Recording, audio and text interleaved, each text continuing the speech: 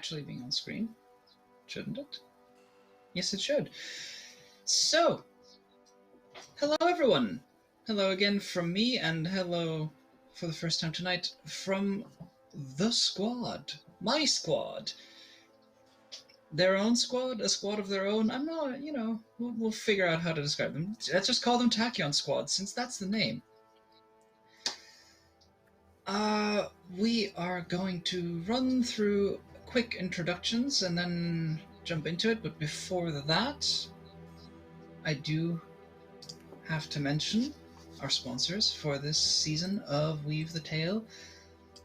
We have, as always, several of them because, well, people are nice. And we like it when people are nice, so we give them shout-outs. Weird how that works. We have Tin Star Games to thank for Relics, a game of angels.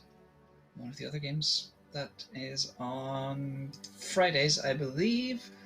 Oh god, I've once again managed to forget the entire schedule. Yes, it is Fridays, 2 p.m. EST. So basically, our time slot on Fridays, that's Relics, a game of angels. There's Modifius Games, who are back again, sponsors once more for, this time with Fallout,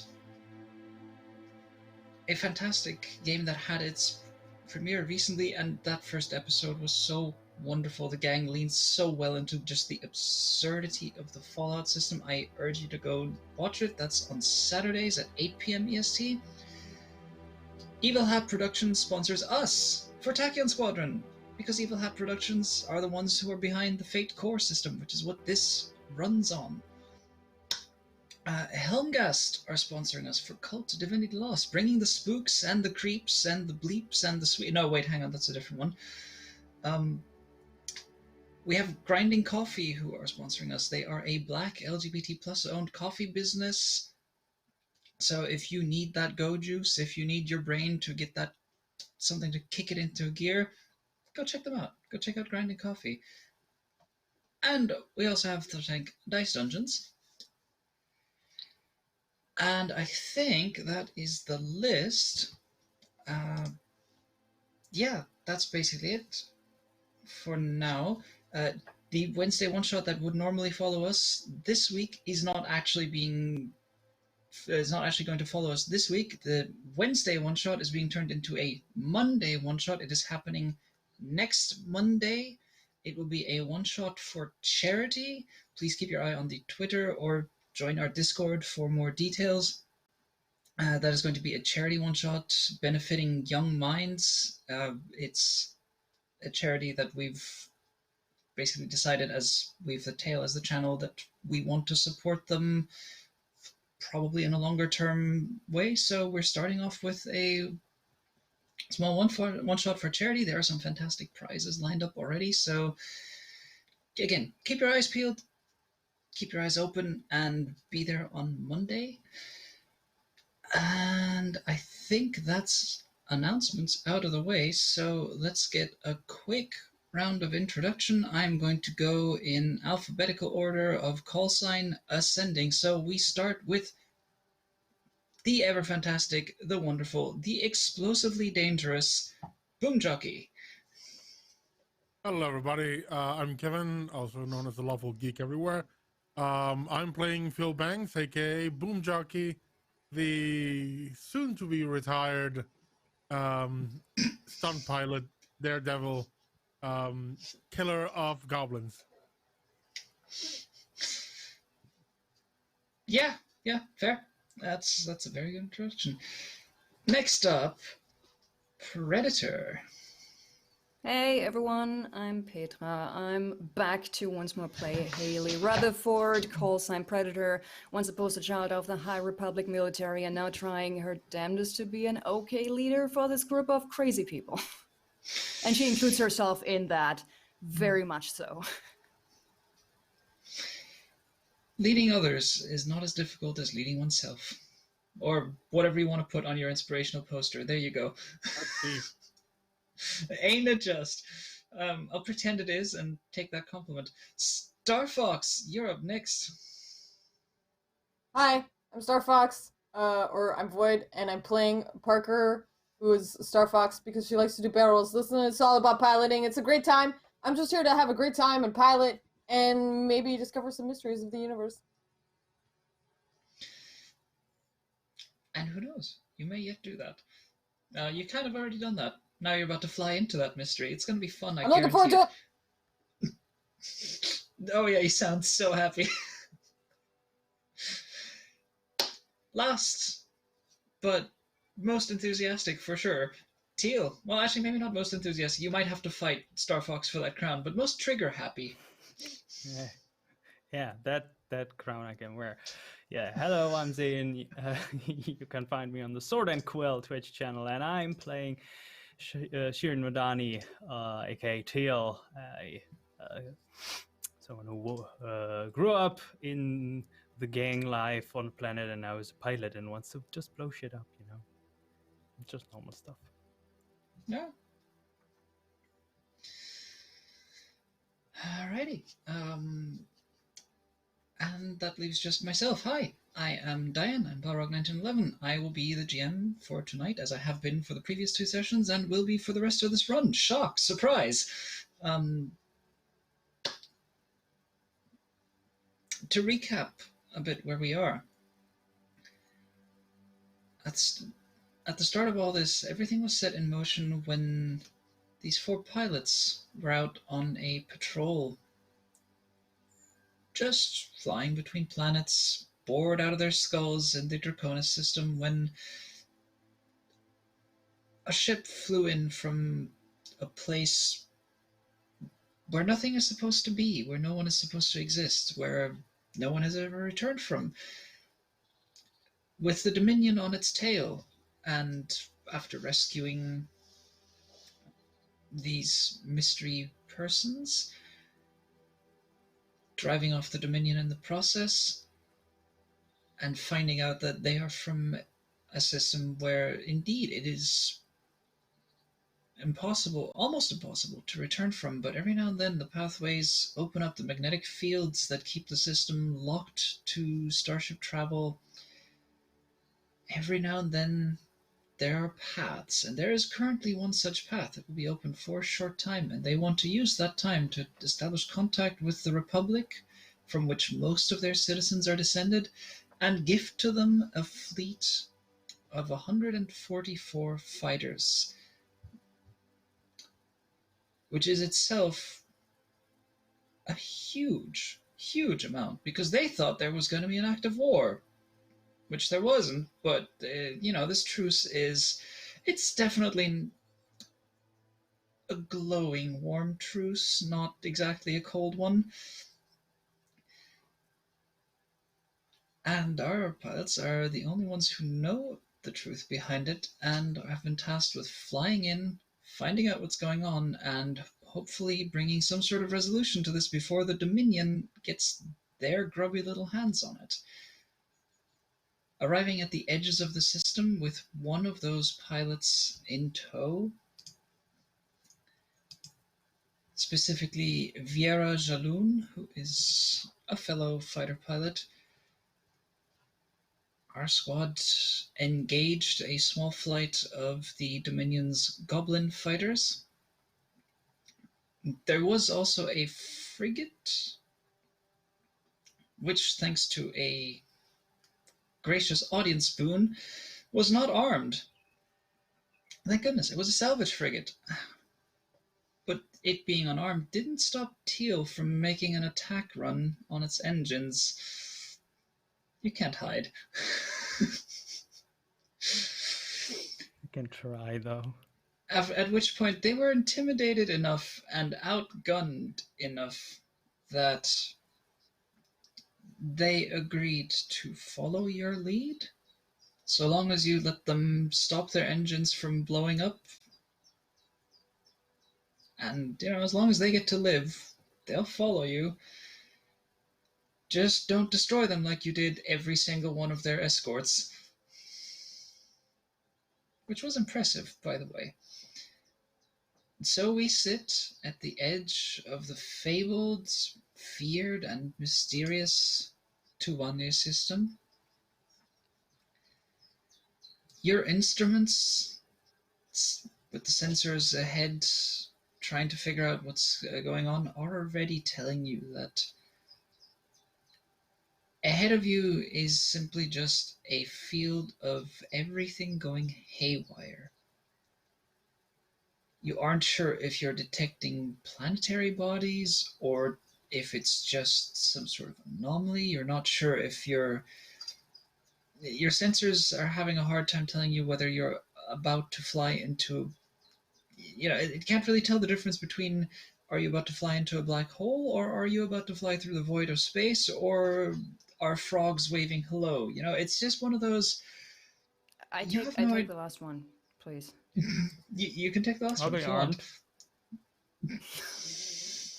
No. However, Viera, who is with you, and who has said that she knows the way, flies out slightly in front, taking the lead of your formation. Well, the four of you, I believe you said you were flanking the frigate. So 2 in front, 2 at the sides to make sure it doesn't get up to any funny business. And Vera comes on over the comms as you are staring into... Currently, you're just staring ahead into a void of space. But you know that before long, you're going to start to see things again because you are at the edge of this solar system and you're about to fly into it. Vera comes over the comms and says, I hope you're ready, all of you, for the flight of a lifetime. It's gonna get rough, it's gonna get bumpy, and it's going to be possibly a little bit dangerous if you don't follow my lead. So follow my lead exactly, unless you can't, in which case do your best. Roger that. Let's get a move on then. Do we have any plan for our new friends? Well, Haley would have. Oh, sorry, you were saying that in character. Yeah. Just sort of to. So before we've gotten to this point, Haley would have, as a sign of goodwill, would have helped the frigate, sort of providing status reports from the outside, sort of letting them know where she can see the damage. And I mean, we all know that this is more or less a suicide mission for them, but well, we'll have to see. But she also would have, in less colloquial terms, just told them that yeah, they will have to they will keep quiet one way or another. You know what they're about to see.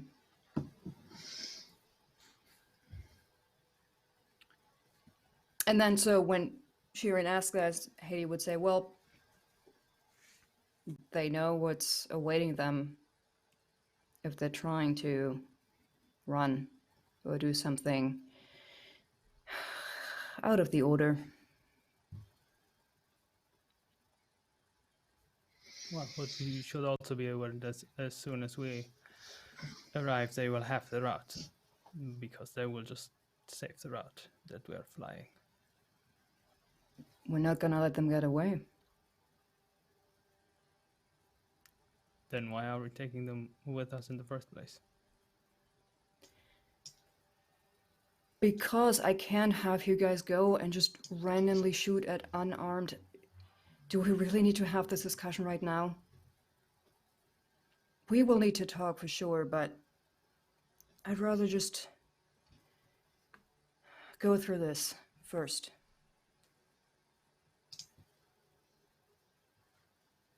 All right.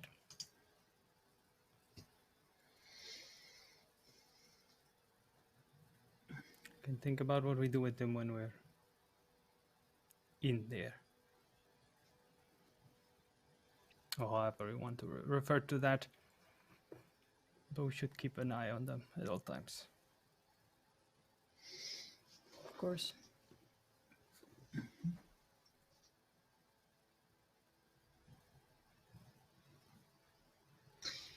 So let's go, adventure friends! Yeah. Yeah, let's go.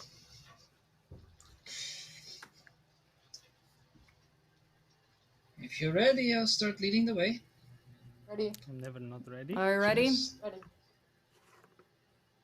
Let's do it. You better be ready, because I am. Let's go! Let's go. And Vera jets out ahead of you. In the void of space, you hear space dogs barking. Is that the honk sound of the ship? Oh, I just like to play that sound to get myself hype. You know, I was raised around dogs, so. This explains a lot about you, Starfox. Doesn't it? I know, right? Oh boy. Yeah, we had like 4. Great. Well, here we go. And Vera gives the engines a full kick and jets off. You're gonna have to also just hit the throttle and go. She sends her craft straight ahead and then puts all the lights on so that her ship is completely visible, easily visible for a long distance, and starts following what seems like a completely random path. A maneuver that starts off with like this long, slow turn and then immediately spirals upwards, flattens out again, goes ahead, down in this sort of hairpin maneuver. It's the sort of thing you would expect if you were doing terrain following flying. If you had like this weird series of valleys and dips and hills and curves, that's the sort of pattern you might expect someone to be doing. But there is no terrain, it's just space. And Vera seems to be following a map that you have no way of knowing the layout of other than sticking very, very close to her thrusters. This is going to be the first challenge. Hey, look, someone finally flies like me. So, the moment the 4 of you also move forward and hit, your instruments are scrambled. Right? They can't really even tell you which way is up or down. And then immediately afterwards, they're clear again.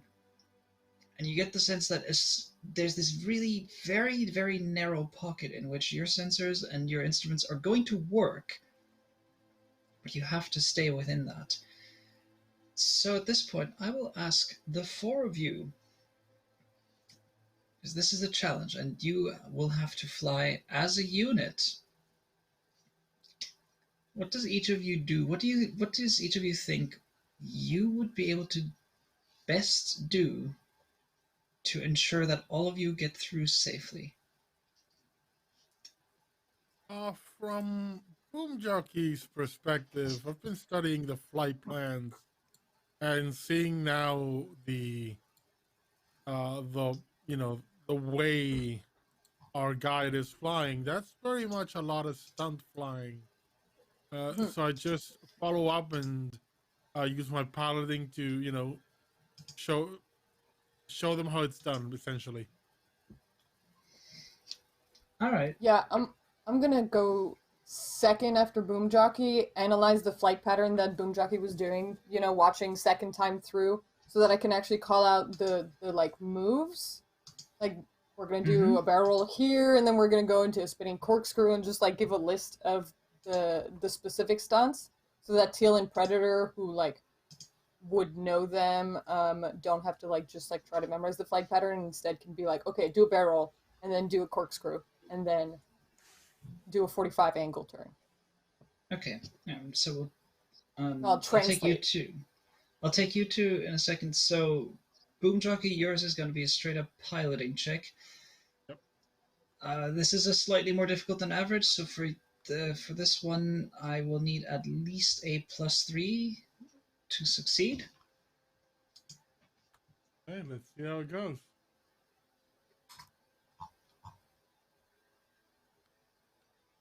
Just made it. That is a 3. Nice. Nice. So you well, okay, I'll get back on that in a second. But yeah, you do manage, barely, but you manage to follow this intricate series of maneuvers. From Starfox, in your case, this will actually be not a pilot check, because you are analyzing what's happening and calling it out and relaying it back to the others. Mm-hmm. You are being a tactician here, so I'm going to require a tactics roll. Can I convince you to do a rapport roll instead? No. Rapport is Rapport is supposed to be essentially like... rapport is your social skill, essentially. How good are you with Convince that? the magnetic asteroids to stand out of the way. Do I get an advantage from having the example twice? Is Boomjockey going ahead of me? Had the roll been a success with style from Boomjockey, I would have given you that boost. But it was just a straight up success. So, for what it's worth, again, these aren't individual rolls. I'm going to basically see how this goes as a whole, how you do as a unit, and give you a result based on that. All right, everybody get stressed out right now. Oh boy, hold on to your butts. Starfox is doing tactics. Ooh. Well, I didn't fail. Do you have anything that you think would let you re-roll this? I have something that would let me re-roll if it was like a movement, but I don't think it's going to give me anything for this. Aside from, oh yeah, you know what? I have 2 aspects. My high concept is Giddy Stunt Pilot, meaning that like I cared a lot about like what the stunts were named. Like I had the whole book memorized. And then my decompression is, my negative decompression is doing crazy shit. I'm gonna let you spend a fate point and invoke your high concept, your Giddy Stunt Pilot, if you want to take a reroll. I will do that, thanks. You can also just take a +2 and cross your fingers. No, I'll just reroll. It's fine. Okay. Right. Well, comes out to the It's not same perfect, either way, but all right. Much better. It's a little weird for you to be sitting in the sort of coordinator's seat, as it were, because you're used to having things called out to you and then following those with that hair trigger flying that you do. Like the moment someone says corkscrew, you're already halfway spiraled up. But all right, you're gonna try and be the one calling it out this time. Predator, Teal, what are you two up to? What the hell? I'd say Predator would take the rear, and sort of sandwich the freighter, not the freighter, sorry, the frigate between herself and the others. That is that. And she knows that Boomjockey and Starfox are in the right positions. I mean, she had to fly crazy, but that's not her preferred way of handling that. So she's trusting them. And I was wondering, since we are almost not flying blind, but flying, we can't rely on the radar, but we probably have to rely more on our eyes than anything else. I was wondering if the augmented spec could help me to watch out while also focusing on just following this crazy course, but also making sure that there's nothing else. You don't know, a random space rock coming from the left or the right. But also, I guess, oh yeah, mean, right. it would. Yeah, I mean, but it's for notice. It's for notice. I guess, but I guess the immediate use it would have is for her to increase her reaction time, keep an eye on what's going on in the front. Mm-hmm. All right, I will bear that in mind when I determine the results, because yeah, you did take the one that allows you to have faster, more agile reactions to the unknown. Oh yeah, I forgot So, about that as well. Yeah. I thought that's the one you were talking about. Never mind. But yeah, No, actually, that's the one I wrote down. But then I'm just a little bit, just oh right, teensy tiny augmented bit tense spec. right now. Yes. I actually both could technically help the augmented spec with just noticing things, but yeah, the name I forgot, the one that allows me to change course very quickly. Yeah, but I will say if you actually want to make this a notice check to just for Predator to be the one literally keeping her eyes out on everything, then I'm more than happy to do that, and I'm more than happy for you to maximize one of your die. What would be the alternative if I use the other piece of equipment instead?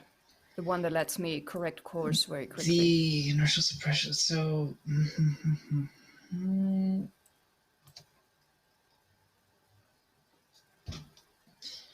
That would only really come into play in piloting roles.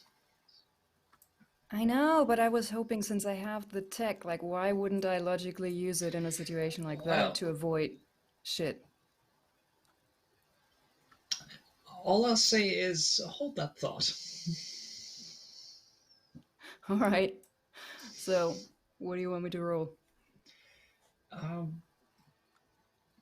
Basically, either the inertial suppression or the augmented spec would either one of those would allow you to maximize one die, so it works out to the same. So I will ask for a notice check from you, as you are keeping your eyes and ears and every other sense extremely open to make sure there aren't any surprises lurking for you. Roger that. Coming up. Do you want me to roll right now, or would we like to Yes. wait for? All right. Okay. And I could still go ahead and, if I wanted to, maximize die, right? Yeah, you can turn the minus into a plus, and suddenly you're on a 5. Nice. Yeah, let's do that. All right.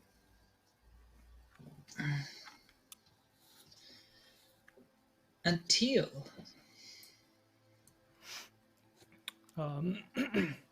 So I was thinking that Teal could keep an eye on the weird sensors and call out whenever they shift from going wild to being active, because there's probably a threshold at some point, so that I constantly can basically make sure that our fleet axis is like at the close to where the sensors work or where the pockets are.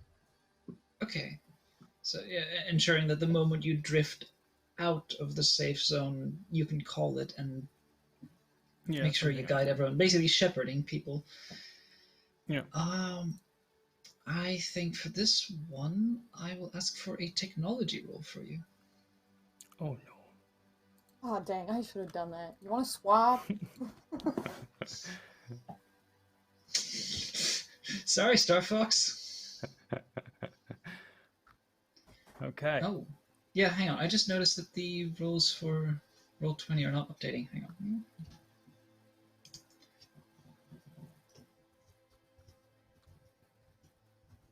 Yeah, go ahead and make the roll. Oh, I did. It's.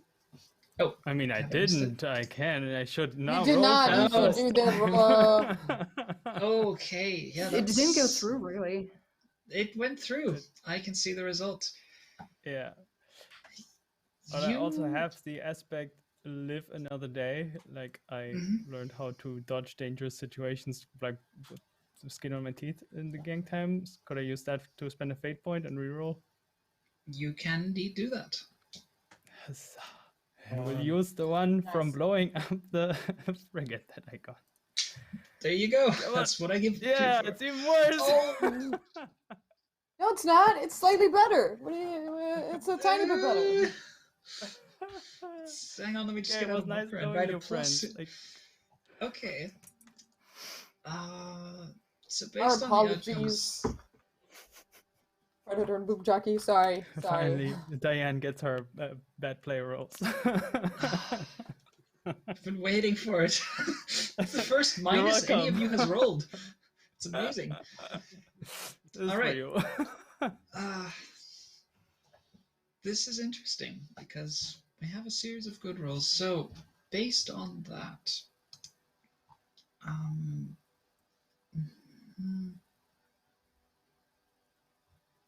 get the feeling we're about to lose the frigate. the frigate actually needs to make its own roll. Which, let me just do that. Godspeed, frigate.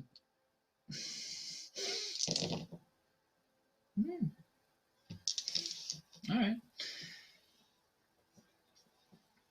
So here's what happens. Boomjockey. Yep. You see Vera take off and start following this intricate pattern through the safe pockets in space. And you think to yourself that, yeah, this is what you do. This is where you can really just ease into it, lean into your skills, and go for it. And because your four ships are basically linked, you transmit tactical and sensor data to each other all the time. That means your flight path will be registered, and the others can then really get that precise info from you. So you take off and essentially play the role of Pathfinder. You follow it almost precisely. There's a couple of points where the only lack of precision comes from the fact that you don't already know the route, but you definitely managed to follow it. Viera does not get far away from you. Starfox, you are following this, and at the same time as you're following, you're calling out the maneuvers for everyone else to do. It leads you to a slightly less graceful path than Boomjockey, but you do manage to make it. At one point, as you're describing which maneuvers to make to the fellow pilots, to Teal and Predator behind you, you find yourself concentrating a little more on the tactical side of things, not so much on the flight side of things, and you are buffeted by bouncing into a magnetic field, so please drop 1 point of shields. Predator, you succeeded real well on this one. You are extremely precise and careful. Your flying gets you through relatively safely. You take things a little more deliberately, not quite as gung-ho as Boomjockey, but you keep all of your senses very, very attuned. And the moment there's any danger, course correct, adjust, and make sure you actually have a path forward. Shirin, you also do manage to fly forwards. And I'm going to actually say between the two of you, because you are shepherding the frigate, that frigate actually does manage to follow. It doesn't have nearly the same precision, and you can definitely see like one or two little bits and bobs just kind of getting shorn off when they come into contact with one of the fields that they just don't have a way to avoid as gracefully and precisely. But it is by and large just cosmetic damage to the ship. The main bulk of it remains intact because they rolled quite well. And Teal, because this is a group challenge, you manage, by and large, to actually follow this path. You're keeping your eyes on the sensors, on your surroundings, on the sensors, on the surroundings. You follow several of the maneuvers as Starfox is describing them, as the others are also getting ahead, but because you're also very focused on your sensor screens, you do fall behind a little bit. And as everyone else gets ahead, you realize there's a gap building now. And if that gap gets too big, the interference between the signals might actually lead you to lose the course.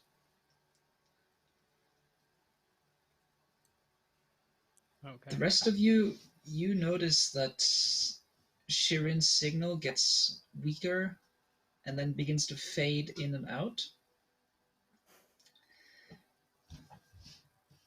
And I'm going to make a little compel here.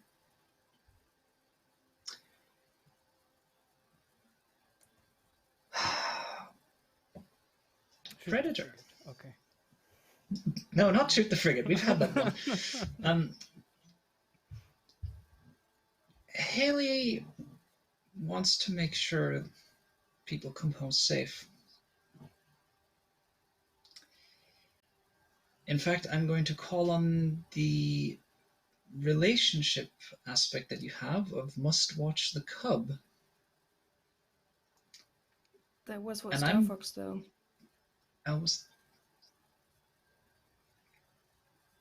I mean, the other would still It's work. me, I'm the pretty baby. sure. Yeah. Man, Teal works too. I'm sorry, that wasn't... I forgot that was for specifically Starfox. Are you going to allow me to... Or are you okay with me invoking that for Shirin? Partners in different crimes, which also kind of ties us together. No, but I mean, the other one works as well because that is for Teal, and the fact that whatever differences in characters the two have, Shirin ultimately has been the only true long-term friend she's ever had, so... Mm-hmm. In that case, yeah, I'm going to call on that particular relationship aspect, and I'm going to compel you. I will give you a fate point if you have Predator turn around and take the risk to essentially be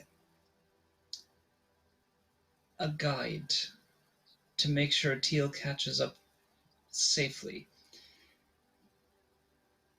It will most likely result in some damage, but you see Teal's signal just fading and the intervals between the blip appearing getting longer and longer.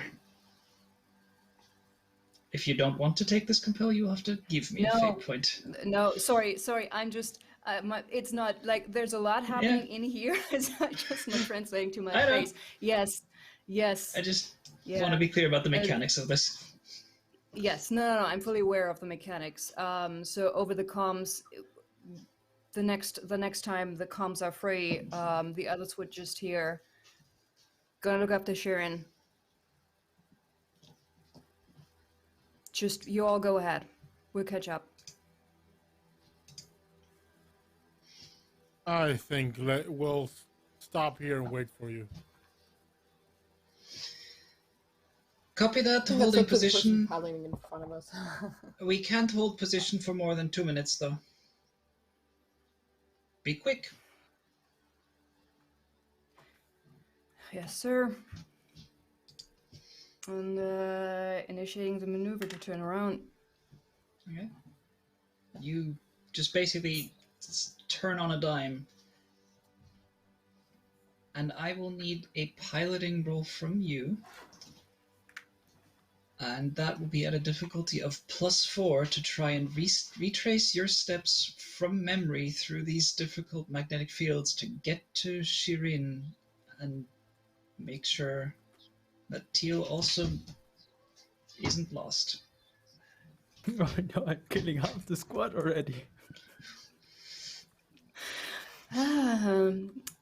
Good thing that we have things like fate points. All right. Anyway, piloting Things roll. like hope.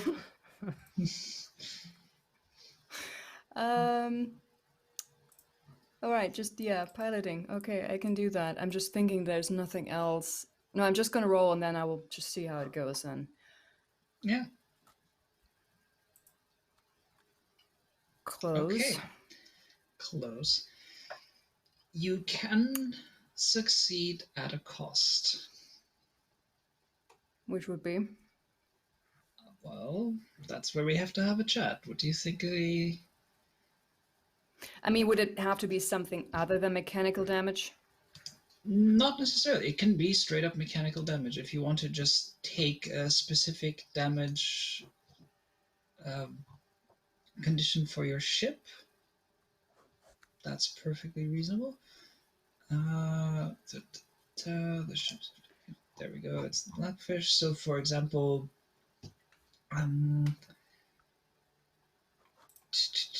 you could say, well, what do you think would be an appropriate sort of damage to take at this point? Computer systems, propulsion systems, or critical systems? I would not suggest critical systems. It's like, But probably, I think computer systems might be that sounds... the most likely given where you are. So, Mm-hmm. technology or gunnery, choose one to have affected by this. Technology. Okay. So yes, just mark that down. You have computer system damage. You will have to Just have to find the right minimize spot here. minimize 1 die on technology rolls. Oh, got it. So I just click that. Okay, cool. Yeah. So as you fly back and navigate this, you're relatively certain of the route and the maneuvers you had to take, but you do fly a little too close to the fields, and you can already get the sense of why Vera is saying you can only stop for 2 minutes, because where you thought was safe before, the field has shifted just a tad bit, and even just that brief contact with such a high degree of electromagnetic interference, it fries one of your circuits, and one of your sensor systems just goes completely dead. Seconds later, though, you turn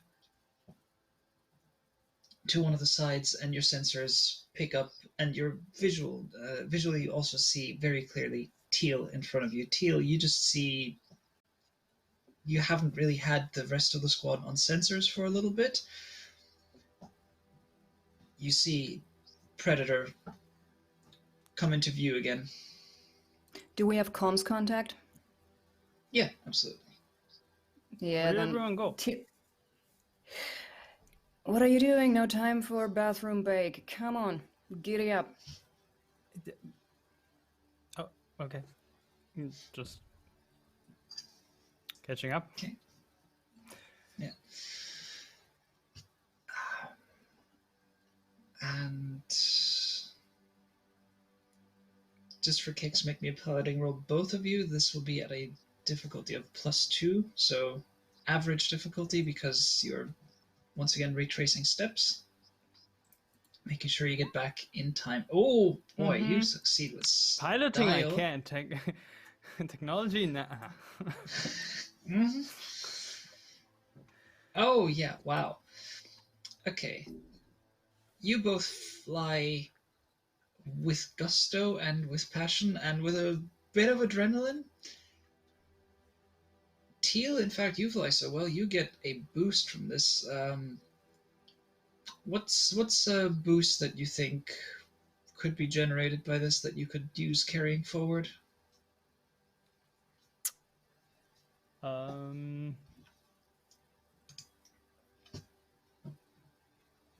Something like learned the lesson or something from not sticking together enough. And now Okay. making more sure to like fly in a line than to stare too much on the technology that I don't understand. Yeah. So, note down for yourself somewhere the boost learned your lesson. I like that name for it. And what I will allow for that is you will have a free invoke to any roll made for maintaining formation. Okay. For the time being, of course. This is based sort of on the Yep. situation you're in. As you all, as Predator and Teal catch up, Viera once again launches forward. The four of you and the frigate following behind. You now come into view of, Can as I was just say described. something to Yeah. Predator before we continue? Oh yes, absolutely. So, okay. So while we fly back, like until kind of realize what happened because was so focused on the things, and just a Predator. I would have found my way back, and you know her like long enough to hear from the way she said that it's meant to be a thank you, but like she never says that. And you can just hear. They both have the problem, I think. Yeah, she's just opening up the new post-it stack that you gave her, and she's writing down owing Predator, and just sticks it to the right where there are already 4 others owing Predator sticky notes. Actually, as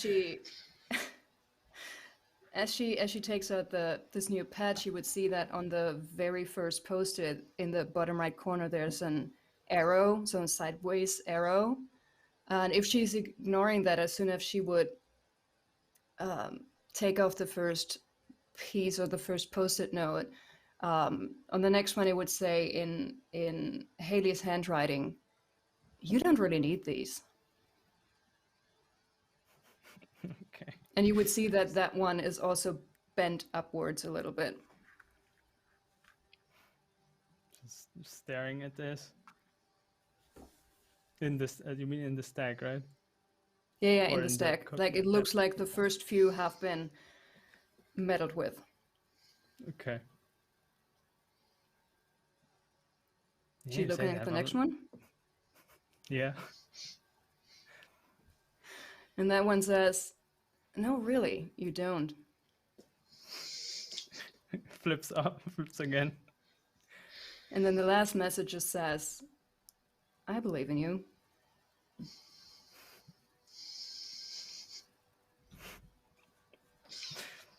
That's so nice. And she's like quickly going through all of them to see if they are all written down. Are the rest free? Yeah. Okay. Yeah. She's like, Teal is currently very happy that there's no video transmission. She just notes what it's written there and still writes the owing Predator number 5 and sticks it to the one that's already. But there's a tiny heart in the corner this time. Oh, Thanks for the post-its. You're welcome. Let's go. let's go indeed. Boomjockey, I just go over the comms. Status report. How are we all doing? Holding up just fine, but let me tell you, I know why I'm not doing stunts. I don't like any of this, so can we just please get through the other end of this? Yeah, That's not something you're asking me. That's a tour guide over there. I can answer that question. How much further, Starlight? There's a chuckle over comms and like, I almost forgot I had a call sign now. We've got a ways to go yet. How do you feel about asteroid hopping? Pretty good, actually. Sounds fun. I don't know about the frigate. They're going to have to make do. I hope their armor is good. and as you receive this transmission, you can actually see now, with your instruments still going haywire, you can see looming up out of the distance this incredibly dense asteroid belt of varying shapes and sizes, some of them just kind of rolling lazily, others are speeding by, some of them collide in front of you. Occasionally it's just this sort of lazy collision, and you can watch them slowly break apart and drift through space, and other ones are instantly pulverized and turned into just so much more dust. It is a messy, terrifying, unpredictable prospect, and it fills your entire vision. And Viera's voice comes back over the comms once more and says, I don't really have a plan for this. We're just going to have to time it and keep our fingers crossed. We tried to go around last time. Don't do it. We have to blast through. And I just hope your engines are up to the job. Well, somebody got her engines souped up, so Mm-hmm. have a fun It's time with what I that new do. modular equipment bay, Predator. I'm a little jealous. Honestly, there's nothing to be jealous of in this situation. Screw my Well, on Vector your lead, XC. Starlight. I'm hoping my lead is okay. Unless somebody else wants to take it. If any of you is a little better at Could this precision stuff, flying? Boomjockey, you want to flip for this one? could this be constituted Uh, as a swarm? You're gonna try to shoot them down? Some I of have it an could be area considered attack a swarm. missile. That is, If you, Just blast a That could hole. come in handy. I have the You know vortex what? area attack missile, and it says if you use a vortex in the thin out the swarm action, success eliminates 2 aspects, not just 1. I mean, it's meant for ships, but maybe we can bend that rule a bit. I mean, this is part of what Fate is all about, is Okay. making things up as you go along. So I hadn't necessarily considered the asteroids a swarm because I didn't think you were going to fight an asteroid belt. However, Have you met me? Yeah, have you met Yeah. Teal? However, Teal would definitely fight an asteroid belt. Teal is definitely the embodiment of I'll kick your ass, I'll kick my ass, I'll kick my own ass if I want to. Wait, I just said that Yep. twice. Whatever. We'll That's how we'll much I roll kick with my it. ass. So I So will I just say picked the if vortex you from want, the hangar, so yeah. I'll just say to the others. If you want to use that to blast an opening, I think that's perfectly feasible. I am going to count this as your second challenge of this gauntlet. Okay. So, once again, I would like to hear how everyone contributes to it. Teal, you've already said you want to just, well, basically Yeah. To make a thin hole. out the asteroid swarm, so we have an area where we can rush through. Are you not concerned you're just gonna make more debris? Well, I might, Well, but but it smaller will. debris. It will be propelled from Smaller the area debris of will break impact. bigger holes in your cockpit. I mean, Speed and mass. Well, thanks, It's- bullets, they'll be moving very fast because you just blew them up. But it It's will be propelled space. from the area of impact. They'll so be away going from in the... all direct. Oh my god. it's fantasy Not- physics. Let's But yeah, just I will spin shoot around it. him. I mean- I just want to fly around him. That's way more fun. You can Get go the first, frigate. and then I shoot. I Yeah. actually had a similar idea. Not the same, but a similar idea. Oh God. Starfox or Teal? No, Teal. Oh. Just instead of randomly throwing out a rocket or whatever is in front, more playing defensive. So if anything is coming our way, shoot it out. Yeah, so Okay. you can be the Playing backup goalie for the team, basically. for debris, rogue debris. Mm-hmm. Do you two want to make me? This will be gunnery rolls for the both of you. So please go ahead and do that. The gunnery roll will determine what effect the missile has. Query. Come on. Can I use my one shot, one kill for this? Boy, Technically, it's a new target. yeah, but it's specifically for when you're engaged in combat. These asteroids are clearly our enemies and are attacking us. All right.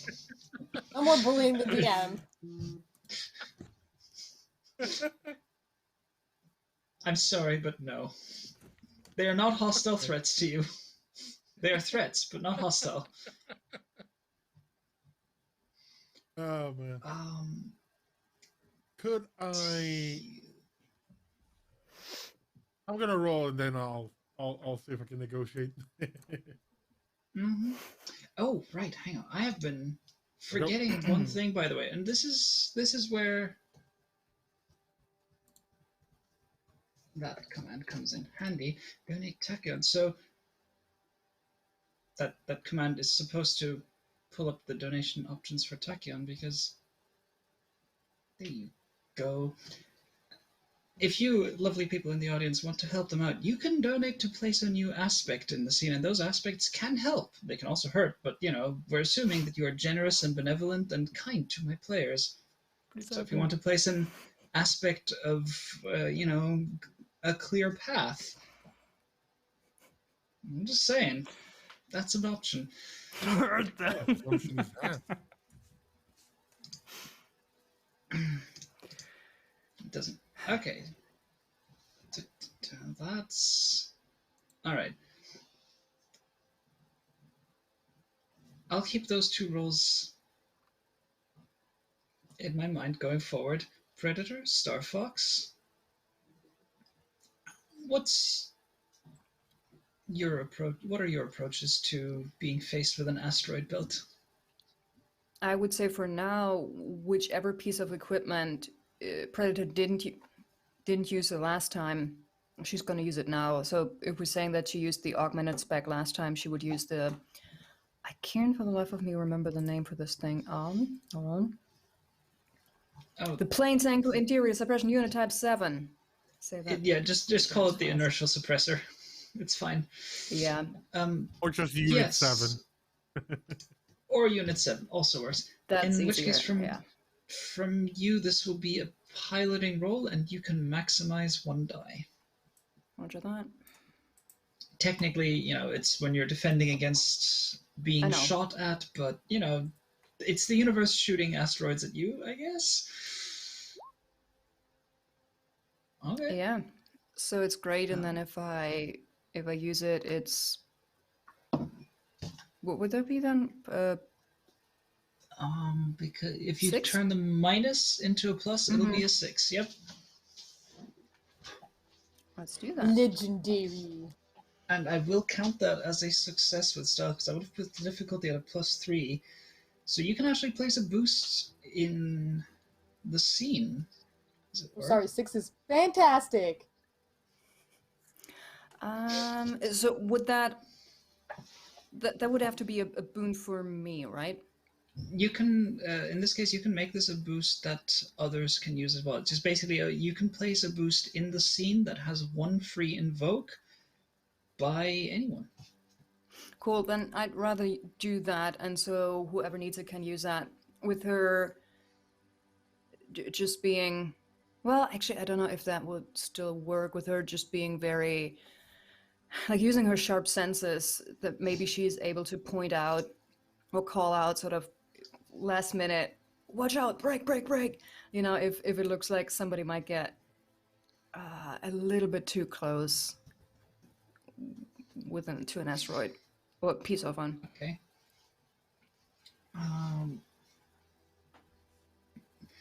We can just call that a helping hand. So everyone, for the time being, bear in mind you have a helping hand guiding you through this asteroid field in the form of Predator, constantly shouting out, you know, watch on your left, 11 o'clock, above you, etc. Yeah, and etc. I think whoever wants to use it should use it like right away, because boons don't stick around for long, right? If I remember that correctly.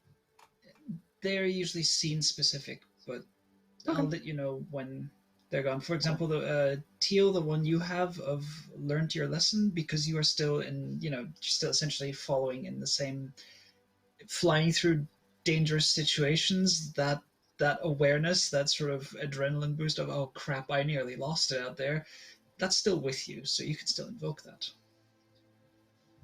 Oh, I thought it was about keeping maintaining information, so I could re-roll. Yeah, no, as in you still have that if you at any point you need to maintain, like when I say maintain formation, this basically pertains to piloting roles that you make. Okay, yeah. So you would not be able to use it for the gunnery. I'm sorry. Apologies for being unclear. What if I fly myself in a better position? What if you are the rocket? I am the rocket. Just fly right into it. Become the rock. Think. No. All right, think like Starfox, you are muted. And Yeah, I have am. been for the past 5 minutes. Yeah, I know. I'm sorry you missed all of my unnecessary but just like snide commentary. Just like, yeah, you know, Teal is the missile. You know. I'm sure we missed some gems there. What is Starfox? What is your preferred approach to the moment I was asteroid shown belts? an asteroid belt, I was like, I'm gonna do some cool like weaving around. And then they were like, I want to shoot it, and I was like, but I want to do the cool weaving around, so I'm still gonna do the cool weaving around. Sorry. Yeah. That's fine. You can also make a piloting. So we've got 2 gunnery and 2 piloting rolls in this one. And you can... Since that helping hand is going on, do I have a bonus? Is that how You those can work? invoke it, at which point you will get a +2 or a reroll, your choice, and it goes away. It basically has 1 use. I don't know if I need it.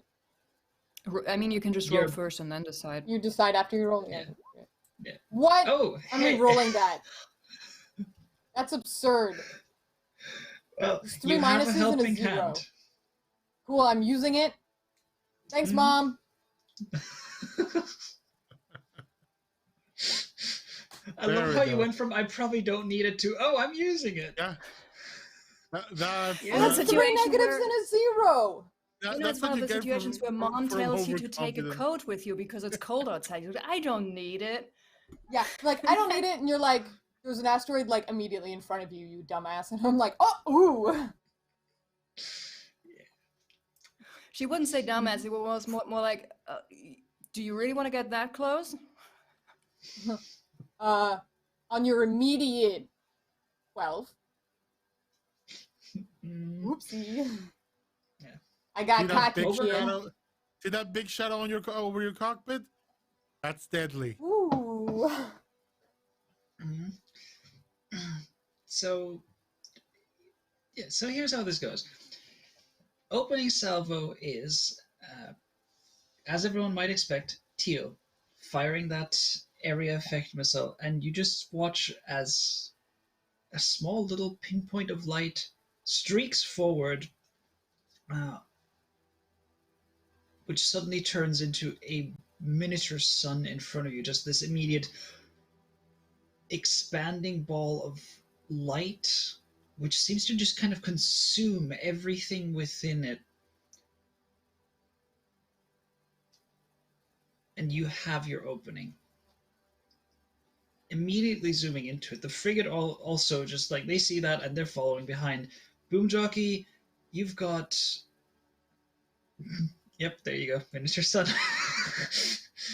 Boomjockey, you've got your fingers on the trigger, and as soon as that area that's been cleared begins to get filled up again, as soon as things start flying in, you start shooting them down. You just have your eyes open and your guns are firing because there's a lot of targets here for you to keep clear, and you actually managed to pick off most of them.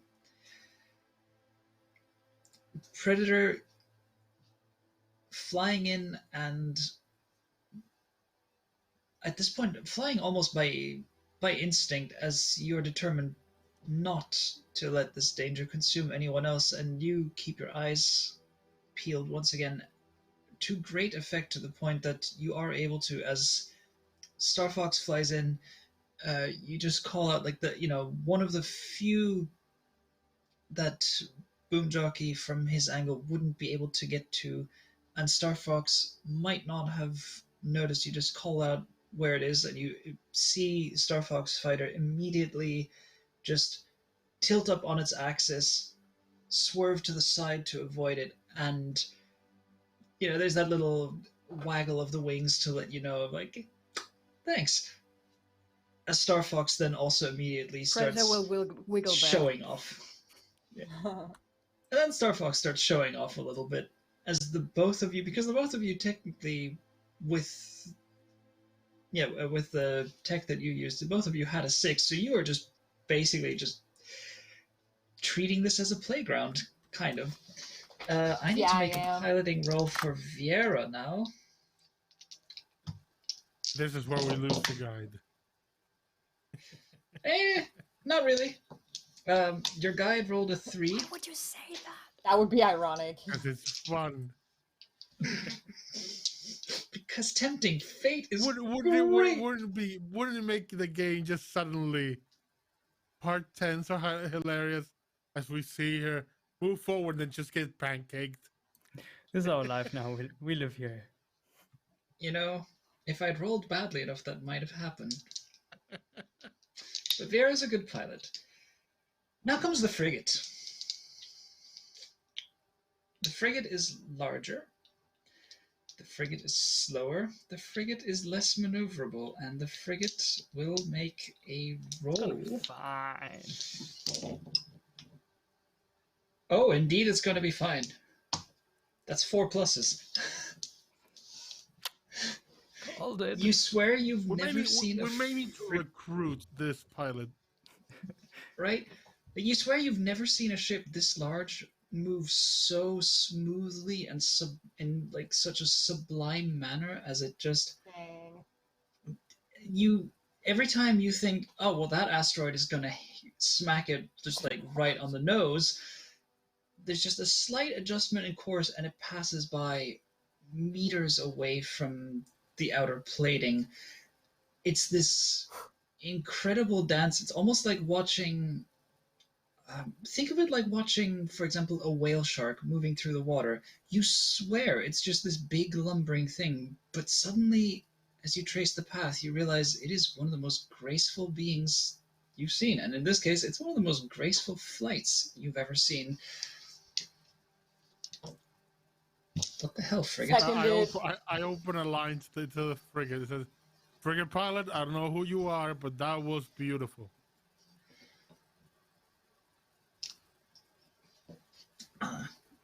Comm comes back, and you just hear a slightly garbled voice going, "Pilot can't respond right now. Busy pissing their pants."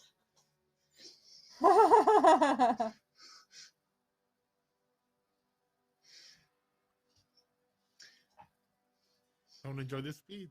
But yeah, you kind of get the sense of like, there's a point where, they might be Dominion and you might be Republic, and you maybe have shot up their engines just a little bit, but at a certain point, it's you against space, and there's just a situation like this where there's just a case of you gotta work together and you gotta have respect. Yeah, right? Like, you're not enemies at this point, you're just pilots trying to get through this shit. that brings you through the first asteroid belt. Following this, it's a slightly easier path. I'm not going to need you to roll for this next section, as Vera leads you on a slightly easier path between this and the next asteroid belt. Your sensors seem to be getting a little more stable at this point. The fluctuations are getting less frequent. And over the comms, you also hear, after a couple more minutes of flying, you hear Vera's voice coming on and saying, "You should know this by now that things are getting less dangerous. As we get closer and closer to the planet, it's gonna get easier. We've made it through the worst. That outer ring, that's the deadliest." Nice flying, all of What a you. relief. Roger that. Also, as soon as you're able to establish contact with your people, you should let them know that we will need a welcome party to welcome our guests. I think they'll Wait, notice us what? as soon as... You're welcome or my welcome? Welcome? An escort detail. An escort detail, Teal. Thank you for translating. In other words, don't shoot Another them. post-it goes up. At what point are you going to run out of cockpit window space? Oh, some of them go away again. Okay. It says escort without quotation marks. It says. And to Boomjockey's comment, Predator would just add, at the very least, I want to talk to them. Maybe we're not at war, and even if we were, it's not our job to just indiscriminately kill people. I'm with you on that. We'll have to remind Teal of that as well. Yeah, Teal. Yeah, I'm sure that all the people that will be killed in this war will all not be innocent.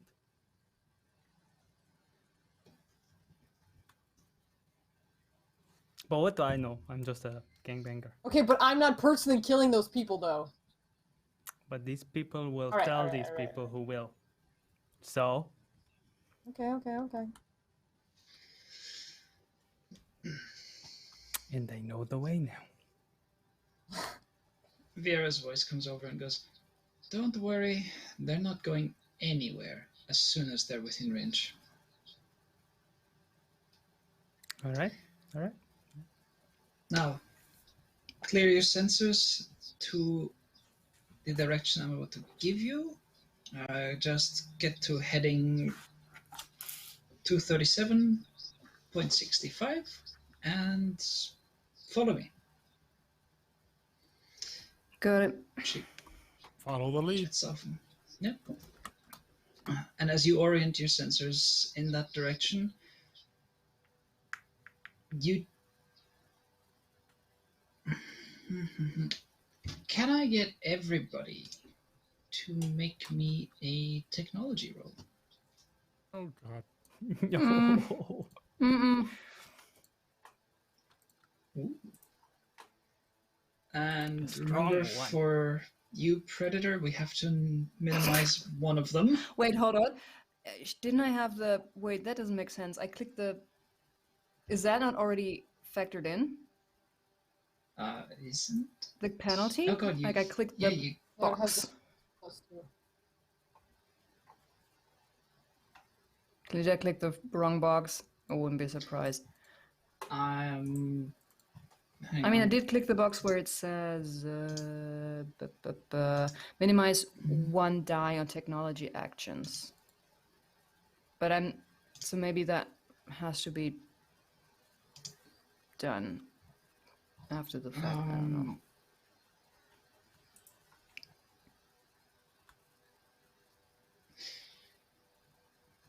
I think that might have to be done after the fact, because you're still getting a +2 on it from somewhere.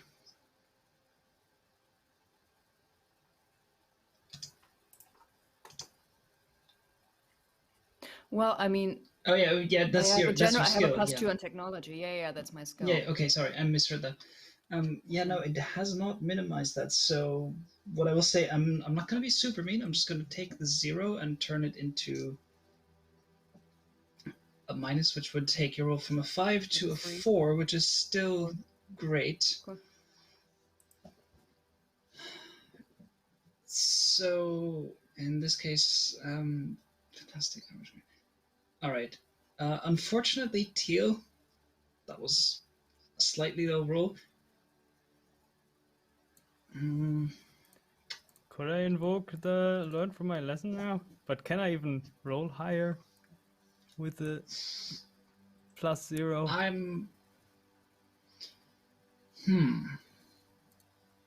Well, you could get a +2 and make it a 3.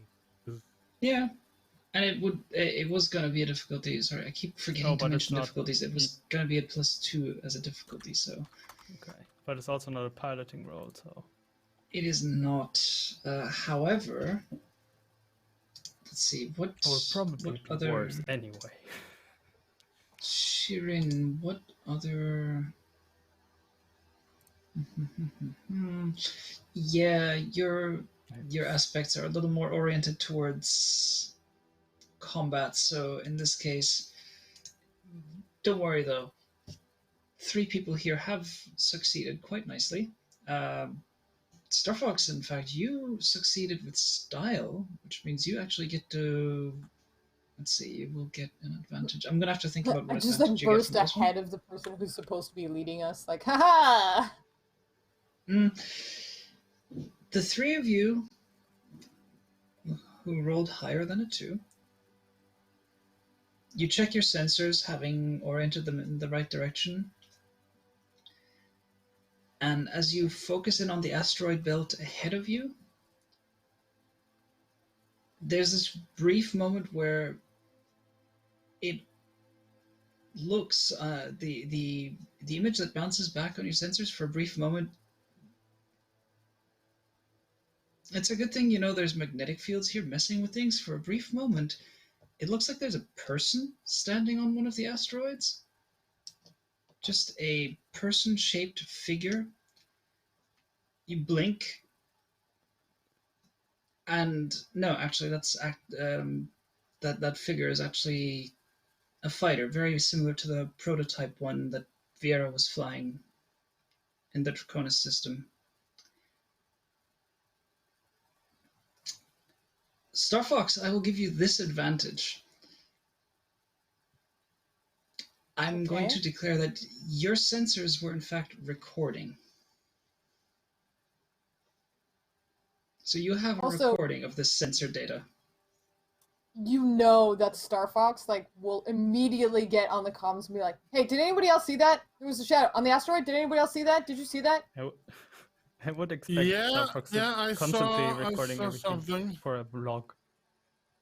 Correct.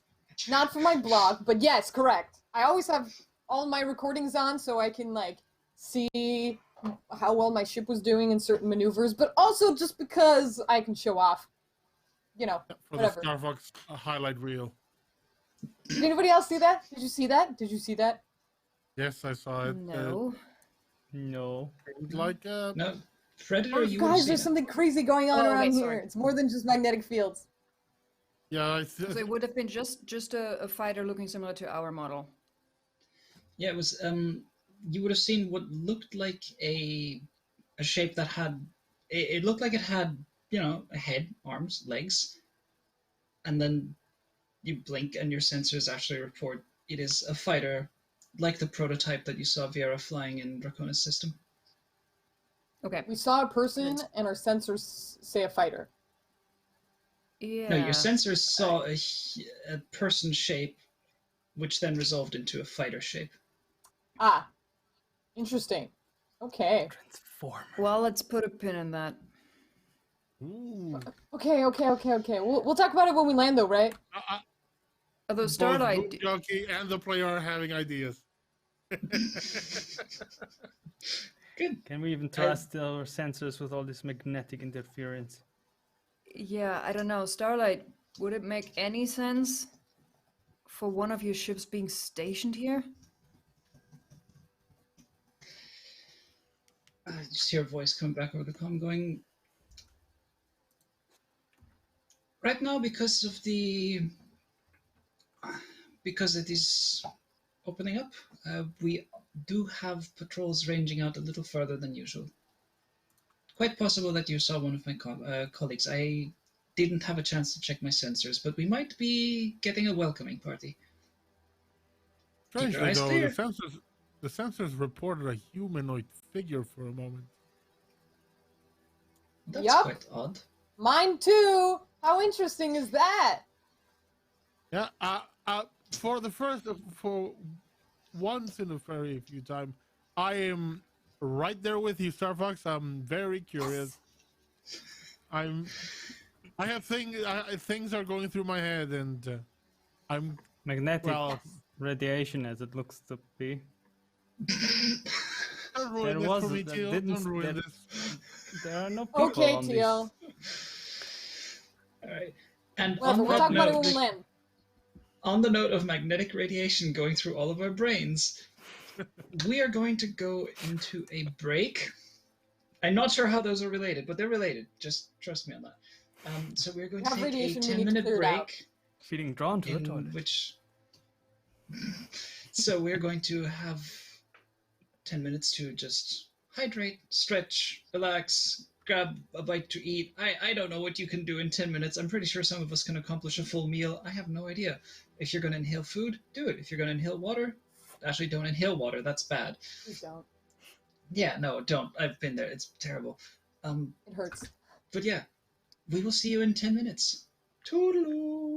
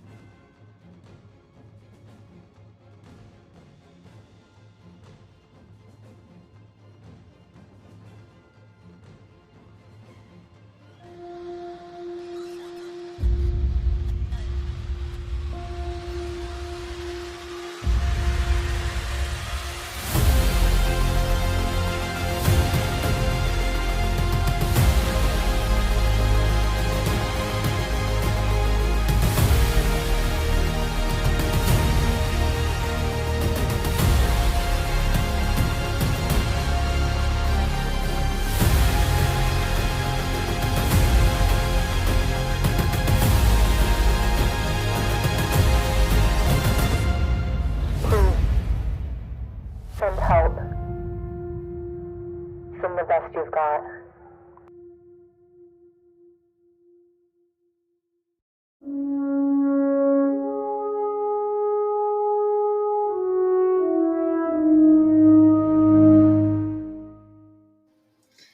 Well, we need a science officer. Every good squad needs a science officer.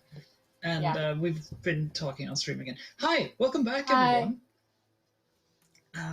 Welcome to some of our own chats behind the scenes of what we're wearing tonight, because fashion. We need a I runway, don't I know guess. what that is. Fashion? Fashion. I That think would it's mean Italian. That was the noise. But yeah, we are back. We have gotten ourselves ready for the second half of tonight.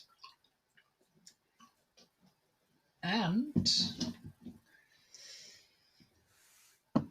our pilots are about to head into the second asteroid belt. The last major barrier standing between them and the interior of the Tuwanye solar system, which has for so long been a mystery and considered an unexplored area of space, but apparently houses quite a thriving civilization. And with sensors oriented in the right direction and having detected a strange oddity. Sensor shadows! Woo! Super robots. They now head forward, led once again by Vera, as you see before you the next asteroid belt. This one is slightly different. Rather than an absolute cacophony, this one does seem to have, essentially, it's got larger asteroids, more slow moving. They do seem large enough that you're going to have to take into account the even the very minor gravitational shadow that they cast. You're going to have to reckon with that when you're flying. But Viera sort of begins to fly under it, as it were, under being not really a direction that exists in space, but for purposes of visualization, we'll say, it begins to sort of curve under it and then point straight up, straight through this belt, comes over the comms and goes, and this is where, unfortunately, our safe path lies. Yeah. Ready for round two? Unfortunately. Let's do it. Oh. Your pilot's after my own liking, but also, I just came through this less than 24 hours ago.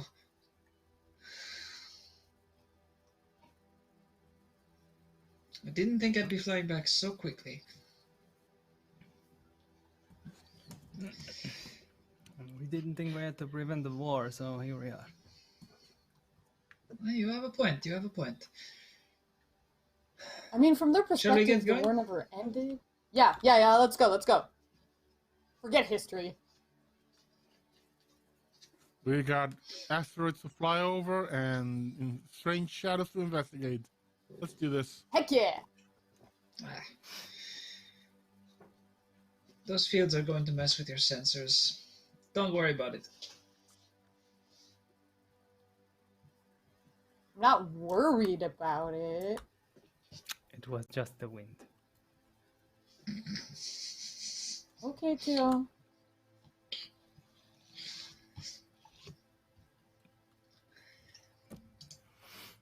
I mean, all I'm going to say is that there is such a thing as checking someone's honesty. Well, I mean... Oh, okay. You mean Starlight's honesty. Okay, I was like, nah, Teal's just teasing me. What? No, Teal's been No, I lying don't to you believe all there's along. space wind. I'll give it a go, even though it's my worst skill. Yeah, what is that? Investigate? Notice? Notice? This Empathy, would I'm be thinking. empathy. Yep, Let's empathy to do kind of it. It's gonna see be if you can horrible. hear. Yeah, I'm gonna give it a shot too because she already tried it once. I would. Let's see. You're just suspicious of Starlight. That's Yeah. fair. Before you rolled, I was gonna say it's gonna be at a difficulty of a +3 because this is someone you don't know, so it's a little bit more difficult, and you can only hear. You can succeed at a cost, as always. Haley, with that, because you tied the goal, that means. Yeah. First of all, let's hear from you. Boomjockey, do you want to succeed at a cost? Hell no. This is not Alright. important enough for. This is not worth the risk of failing at a. Fair I'm enough. sure we'll find a narratively different solution to figuring out that we're being lied to. In this one moment. If we are being lied to. Yes. All right, so Predator, because you tied for this result, essentially, I'm going to give you a partial result, essentially, which is that you do note the difference in Vieira, who so far has been talkative, open, almost chatty even, and happy to just run with things, suddenly claiming that you're seeing, anomalies and blips does strike you as a little bit odd.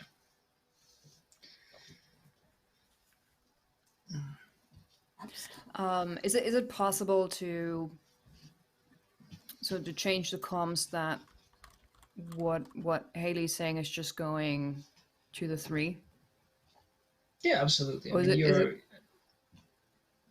it- you are a flight, so you would have your own flight channel. Channel, yeah. Then she would switch to that and just say, I hope I'm wrong, and just my little paranoid self. But something has changed with Vieira. I'm not 100% sure she is absolutely forthcoming right now. And let's keep our eyes open just a little bit more. So there are ghosts. In space. No, I don't mean like I mean like sensor ghosts. You guys.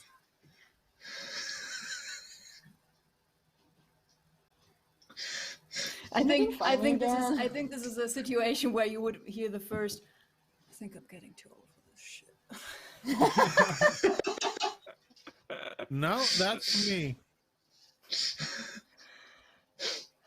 Yeah, but we're not talking about this right now. I just wanted to see how it feels to say it. It's just we all know that I'm fucked up enough to stay with the military until the end of my days. I know what you mean, and it helps, right? Well, let's not make the end of your days today, it does. shall we?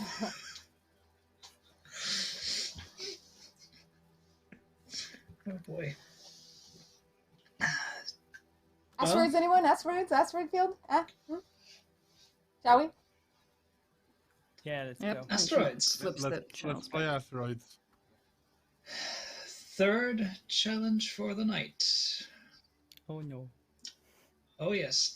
Again, so this field is different. This one is filled with very large, very heavy, incredibly dense objects. They actually have a gravitational field, each of them, that is slightly more dangerous than other asteroids of their size would normally have. How do each of you proceed? I think on this one, Boomjockey is going to once again go on the piloting lead and ready to call on my souped up engine to overcome said gravitational pull.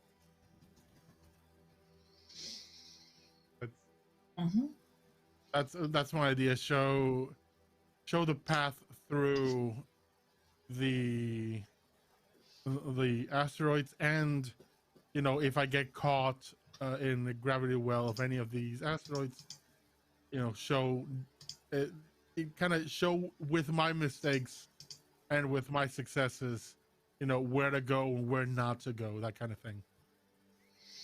My idea. Fair enough.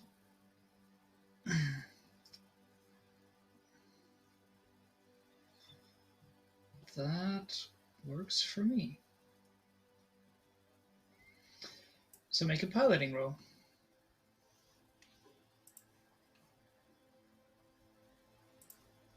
That is superb. That is superb. Alrighty. And you know what? Once again, just because it's purely gratuitous, I will spend the point to use my aspect and make succeed with style. I can perhaps create a boost for the rest of the team. alrighty.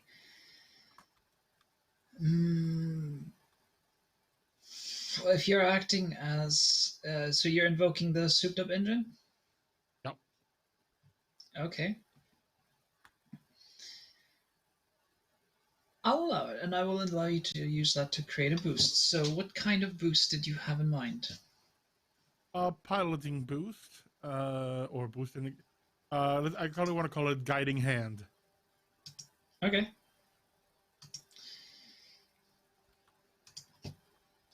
So, fairly similar to what Predator was doing before, but rather than watching out and warning of incoming danger, you basically make yourself the warning by flying ahead, finding the danger, and then making it quite visible where to avoid.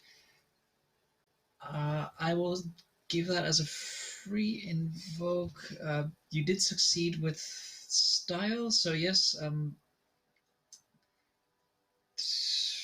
Let's give that a free invoke just once, and it can be used on. I'm going to be very generous here and say it can be used for danger avoidance in whatever form that may take. I'll take it. That's cool. And hopefully that helps the rest of the squad. Hopefully it Boomjockey does. just flies, and there's a few moments where the comments shit. Oh, shit. Okay. I'm through. Palms open so we know when you're freaking out. Yep, basically. And it's Careful with those gravity wells. They are mighty. Duly noted.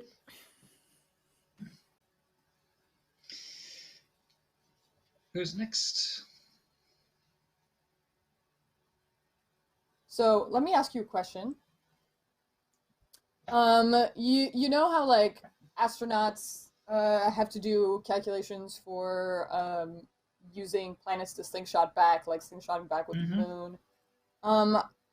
Would we have any training in that? Yes, absolutely.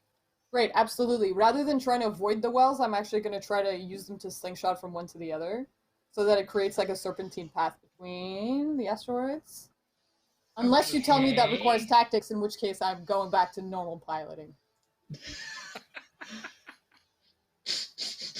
What tactics?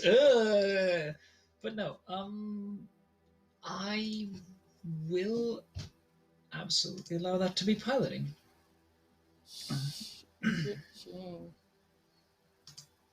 Hopefully that danger avoidance doesn't need to come into play.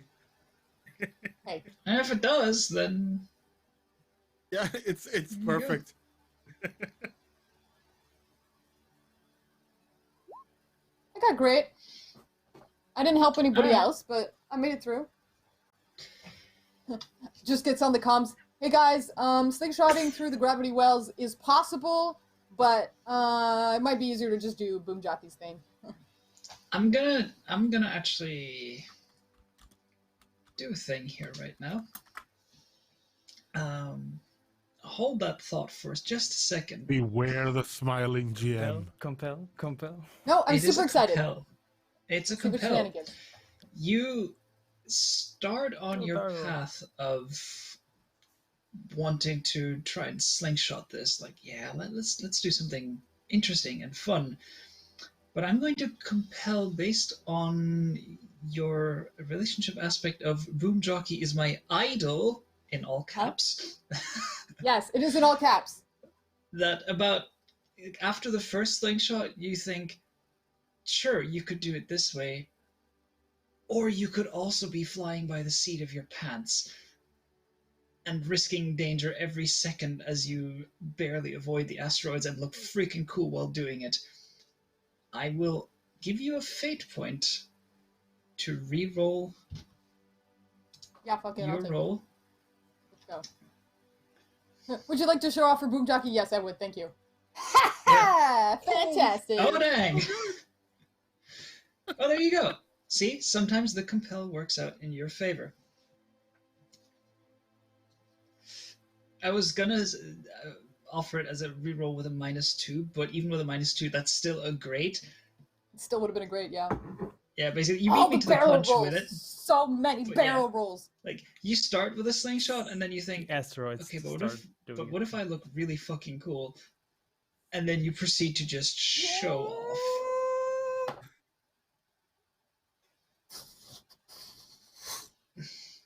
It's like by the Your time I protege come out of has- the asteroid belts, everybody else has already gone through. They're like, what are you doing? Where's Starfox? Entirely possible. Predator, Teal. Well, once again, the stunt pilots have rocketed ahead. Can't resist an asteroid Surprise. field. It's just not in us. Surprise. Y'all are rolling way too high on this shit.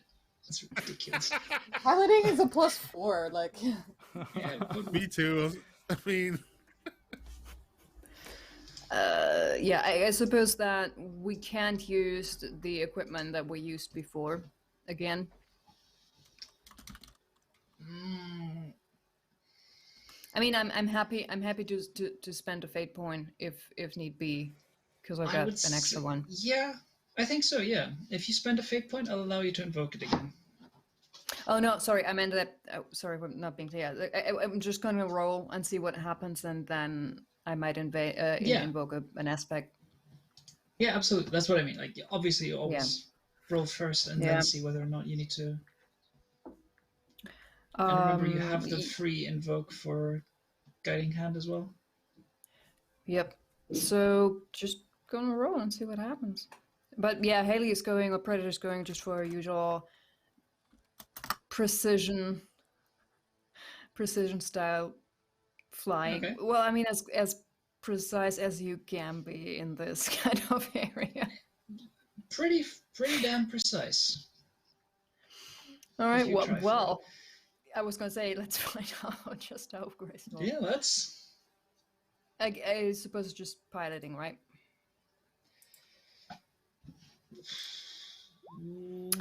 Yeah, Yes, I That'll- definitely. that'll do.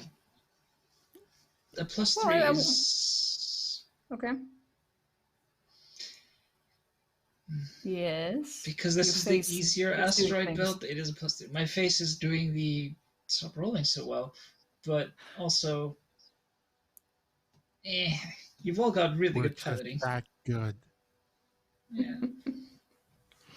All right, I'm done. Yeah, you make it through. Precision flying gets you out the other end. Alright, that leaves me. I will not trust my instruments anymore since this didn't work anyway the last time. And I will, also because I have the stunt instinctive flyer, just trust my gut feeling and instincts to fly through this. And also because I totally never had any car chases in the game times and had to run through traffic and avoid other cars, which I'm drawing definitely from. not. So never. Definitely no, not at all. Not including gunshots. Mm-mm. So yeah, I just trust my guts and see where it takes me. Where flying, where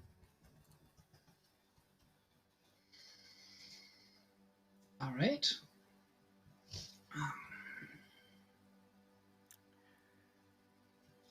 Because anything's better than technology. All Roll. right. No, I'm not going to ask you for a technology roll at this point. All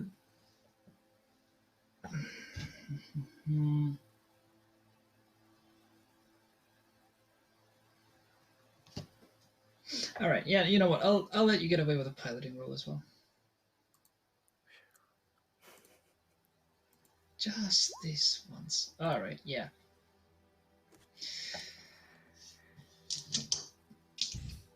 As you all rocket through, let's see how Viera does. Oh, There's a free boost. Oh no, she went ahead first, so I don't think my boost can help her. time is a little flexible here. The problem is that your free invocation actually it can be used for a reroll, so I'm going to invoke it for a reroll in this case because there is no way it could get worse. Well, it got better. It's still bad. I smell pancakes. Starfox, you're muted. Oh, I was just saying I was expecting you to be like, it can't be worse. Oh, it got worse. I know it's better, but This is not coaching quite enough. a little bit. So, Oh gosh, yeah, Viera flying through this. At some point, you all lose sight of your guide, and then you just see a after agonizing seconds, you see a bit of a flash, and then you see half of a fighter emerge. It's the front half, and you immediately hear over your comms going, "Shit! Shit! Shit! Come pick me up! Come pick me up quickly!" I'm going to go to the rescue this time, and ready to use for the first time my high concept of contemplative daredevil. Maybe All right. take risks for the right causes. Good enough. Pilot? In which case,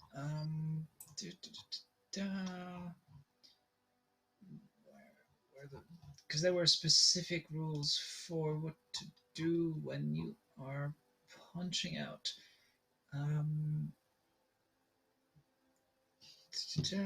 Yeah. All right. So Vera needs to roll an athletics because punching out of a ship does count as an attack against you at a +5. Yeah, you're basically being strapped to a rocket seat and crashed through the canopy. So, you know, it's gonna suck. Ooh, boy. Yeah. So Vera's gonna roll to defend against that. That was better than the piloting. Vera does take damage. I don't like how that sounds. No, there's going to be a consequence here. Vera is going to suffer the consequence. This is going to be a severe consequence of very concussed. Because It's fine. that was We find the way also. that was bad. It's gonna be fun explaining that to our people. Vera is severely concussed. You just hear over the comms this sort of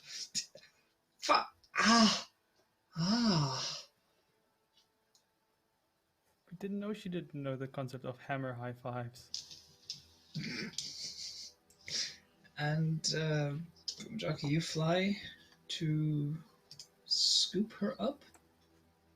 Yep.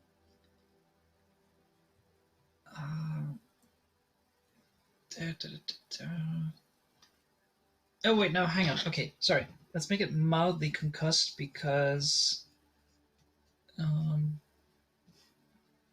Vera managed to punch out before the ship was destroyed. That's manual, which means she had a chance to brace herself. So that reduces the damage taken. Yeah, it wasn't an explosive ejection. Yeah, exactly. Not actually riding the shockwave of the destroyed fighter.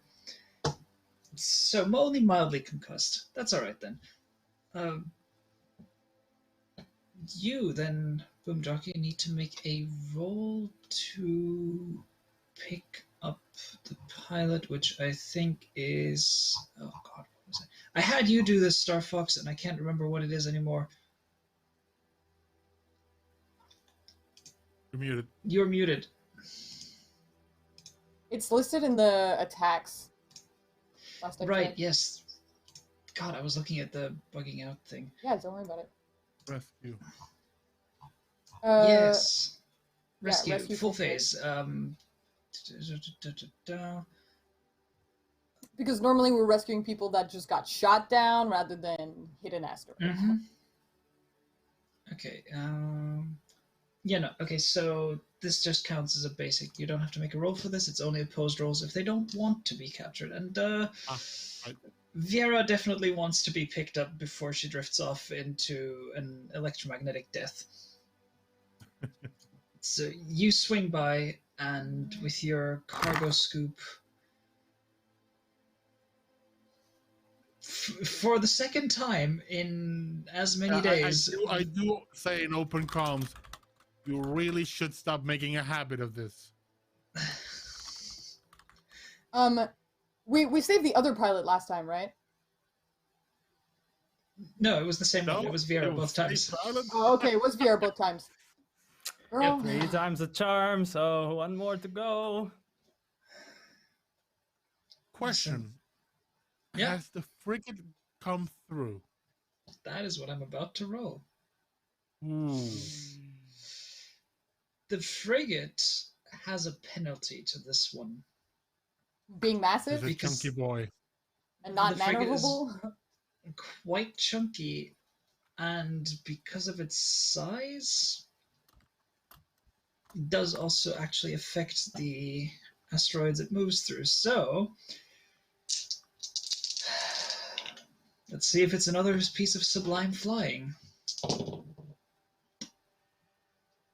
That is not a piece of sublime flying. Oof. And they're dead. Oh, the That poor pilot. is in total, because I gave it a -2 penalty, the total roll comes out to -1.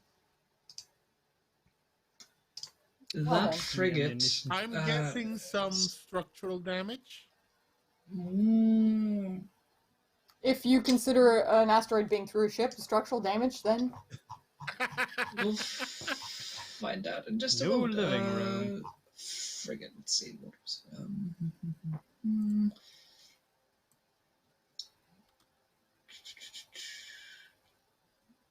They can sacrifice. Okay, yeah. Because it's a frigate, it is also a little more survivable than a single fighter. So the frigate emerges with about half of the bridge structure missing, and several of the engines. There's just this giant gash along them, and there's this that section of the ship has gone dark, and the engines themselves are no longer powered, but you can see that on that side along the gash there's this one portion where just a vent of flame is pouring out, where you would have to guess like a fuel line was ruptured or something, and it's essentially just a geyser of flame escaping into space. You just hear over the comms of the same Dominion voice going, "Please tell us we're close. Please tell me we're close. We're not going to make it much longer here. If we have to go through another one of those, we're so boned." I open a comm to Vera and go, for the dear passenger flying air Boomjockey, could you tell us if we are fucking close or not? Don't worry, our guide just crashed her ship. We're fine. What do you mean your guy just crashed your ship? Oh my god! No, she's fine. Oh, what? We got her. A Dominion officer You good, in the right, back? Starlight? We're gonna die! See, it would have been more humane to just shoot them at the beginning, not at the end of the trip. Yeah, Teal, there's you and I, we nothing need to have coming a through from conversation on the Predator. word humane. Viera takes a moment, clearly just kind of collecting herself again, comes over the comm and goes, "Yeah, sorry about that. I lost it back there. Yeah, we're done with the asteroids for now, unless you want to fly to the sun. But Nope, not Maybe on the way necessary. back. Maybe on the way let back, me just you know. transmit and Boomjockey. This would be a direct transmission to your nav system from like a data pad that she's got on her, where she transmits the plotted probable course of safe path that will get you to the Tuwanye system. How close are we? It's In other words, in terms of how much crap is in the way? nothing else is in the way other than the rest of the magnetic fields, and they open up the closer you get to the planet, because the planet's own gravitational well and own field basically just provides a buffer zone. However, as you receive this, and as you I'm assuming you transmit to the rest, but even if you don't, yeah. basically, as you Immediately. receive this, and the rest of you get this navigational info now on your screens. Your sensors ping from behind, and there are suddenly two ships of the same design that Viera was first flying that have basically just kind of appeared and are sitting I want right to behind you. I want to patch Viera into my comm so she can talk to them. That's pretty easy as long as you give the right frequency. That's what I do. Yeah. Is this, do you know the frequency? I explain. Viera, we got a couple of your buddies behind us. You got the frequency so I can patch you in? I'll tell you the open frequency we use, and Okay. she would communicate that to you. Yeah, And I'll patch her in. as soon as you patch her through on an open transmission, you'll just hear the voice going, "No need to shoot. Just keep your eyes on the frigate. Escort us in. I need bed and probably a dark room. I think I remember what a concussion feels like." The rest of you don't hear, you don't hear any response, but the other two ships just fly in so that one is sitting right behind the frigate and the other one goes over the top of your cockpits and plants itself in front of you, Boomjockey, does a brief sort of little wiggle, and then takes the off. Starfox wiggle. Just like the general sort of waggling the wingtips as a form of greeting and respect. But beyond that, only gives you about just a few seconds before it takes off again. I'm not going to require checks from all of you because you've done really well getting through this maze. Yay! I'm going to have to make things a little more difficult in the future, but No. got those results. Stressful enough.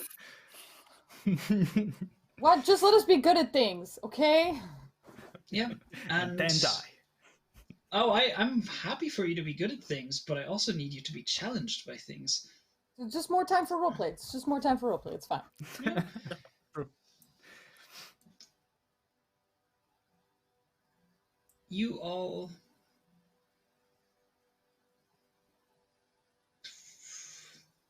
follow the path that's now. You have the nav data, but you are also being given a lead once more. As you do so, out of curiosity, which one of you is closest to the frigate?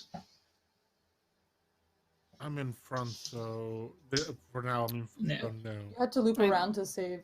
Oh no, that's right. She was at the front. Never mind. Yeah, at least at the beginning, Predator would have been behind the frigate. Might have changed, but she would still be close.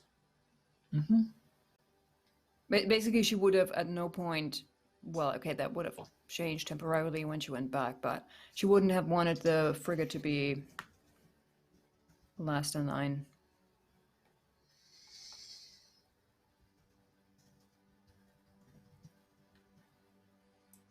Okay. And Teal, where are you?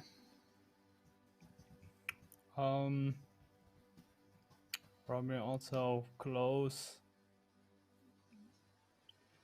If we keep the formation roughly at the beginning, I think I was in front of the frigate and Predator was behind the frigate, so this is probably where we roughly would stick to. Okay. Because I do recall that the two of you said you were keeping your eyes on it. In which case, both of you get to make me a notice check. Okay. 1 second, I'm Dang. I'm rolling first. Maybe I'm Yeah. using the spec thingy again. Notice at a +3. So, Shirin, you succeed. +3. Good at looking at. Oh no, the goal is +3. Okay. Yeah, the goal is a +3. I'm gonna I would invoke so spend a fate point and then use the augmented spec again. That lets me maximize a die. Okay. So So that gives you also a be- clear success. It would put you at a 4 instead, since you're turning Okay. a minus into a plus. Okay. Both of you succeed then. Both of you notice that ruptured fuel line, that spray of flame into the void is getting more intense. And you can actually see a bit of a glow building up through the cracks and fissures underneath it. You both recognize the telltale signs of fuel cells that are about to go.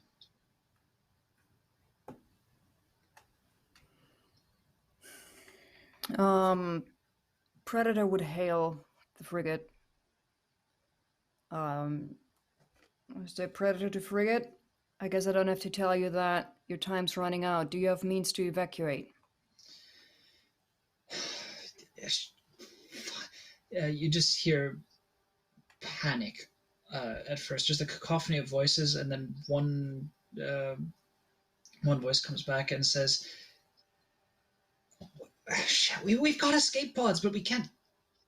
All we can do is escape. We're going to need to be picked up. Can we get picked up afterwards? Please don't let us die in space. Just don't let us die out in space. It's not my intention. Well, how many people are on your ship? Yeah, what's your crew complement?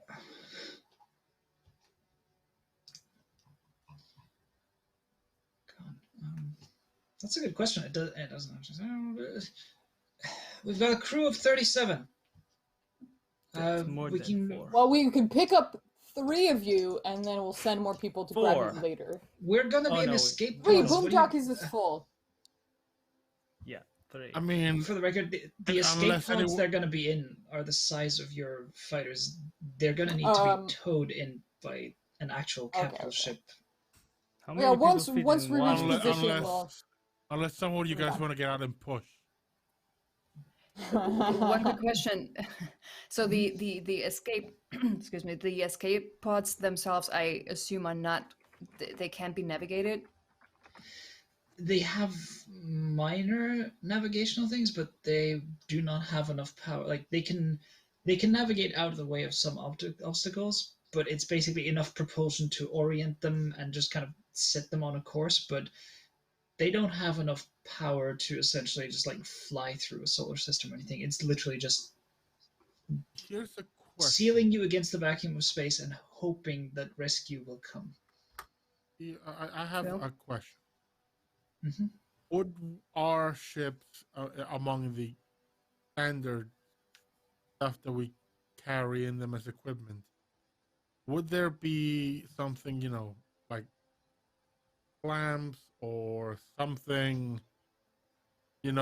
like something to use to drag this between our ships, like just hook it up, To give them a tow, you mean? literally tow them, Could we like a line, sort of something. bump, sort of give it an ass bump or something I like feel that? like that would be dangerous in an asteroid field. Just like, Like a dog with a nose, just keep rolling them.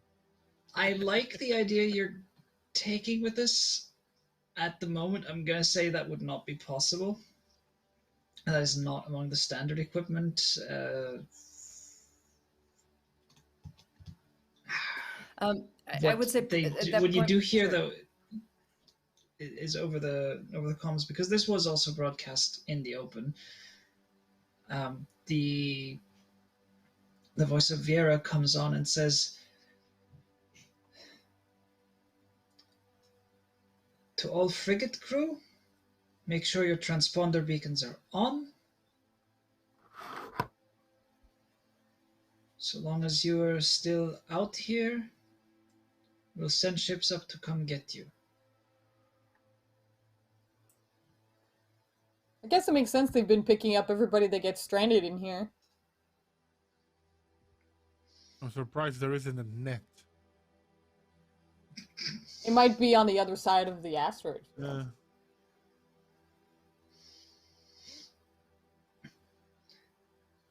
The escape pods at this point are already firing off, and that first geyser of flame is joined by several smaller spouts as the fuel lines just keep rupturing. The damage to the ship was just extensive, and there is Clear no the way to blast save it anymore. zone. For real. Indeed. Which doesn't really take long. You can just basically diverge your course a little bit, and the escape pods jettison away, and all of them try to stabilize in that pocket of space where there is where they know to be a safe zone. So that much at least they've figured out. The ship keeps drifting, and you see it just at one point hit.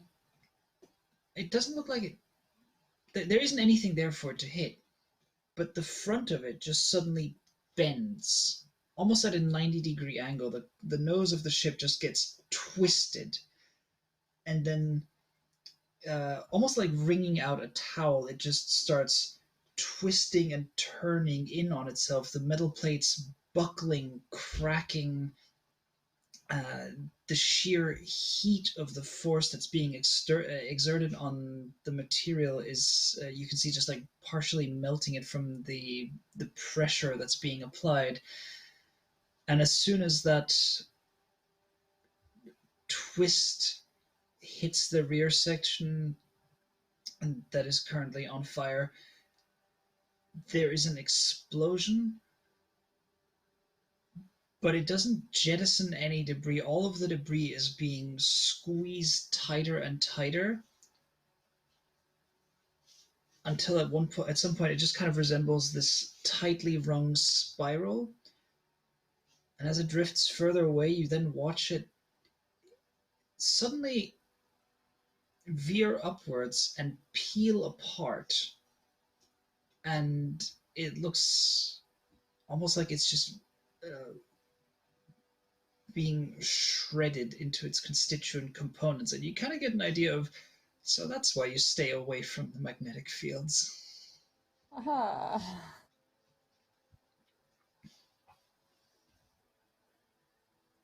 Right. Let's not get close to those.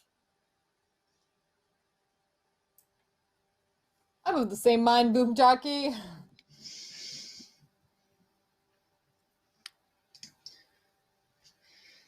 Impressive. Yeah, that's one word for it. And there's no comment from the other two pilots who are now accompanying you, but they continue to lead the way. Viera comes over the comms and says, I guess we have new citizens of Tuwanye, because they're not leaving again. They sure are not. Welcome to your new home. That's Beats as far dying as in our history. space. Exactly. A lot of our ancestors say that. It's almost the motto of our planet. It beats dying in space. Real estate very cheap. Good to settle family here. If you want to buy a house, I know. I'm kidding. Unless I think house jokes might be a bit too much for these guys right now. Perhaps. Just follow my companions in, get you landed, and then you can say hello. And wait. And you do, in fact, follow them through an ever-expanding corridor of safety until at last you see first a bright speck in the distance, and then as it gets closer, you see the planet, as it was mentioned. A planet with large continents. Enough water to, at the very least, have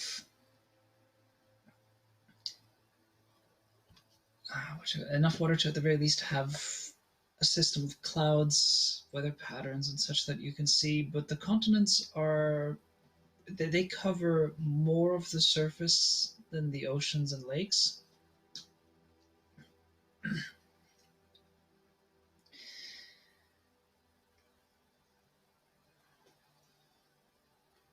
You're guided towards sort of the central portion of one of these. And as you descend, there's a brief moment where the flight path suddenly alters. They lead you on a bit of just a swing to the side and then back around. But in the course of that swing, you can tell that you're flying over what is the skeletal wreckage of an ancient colony ship,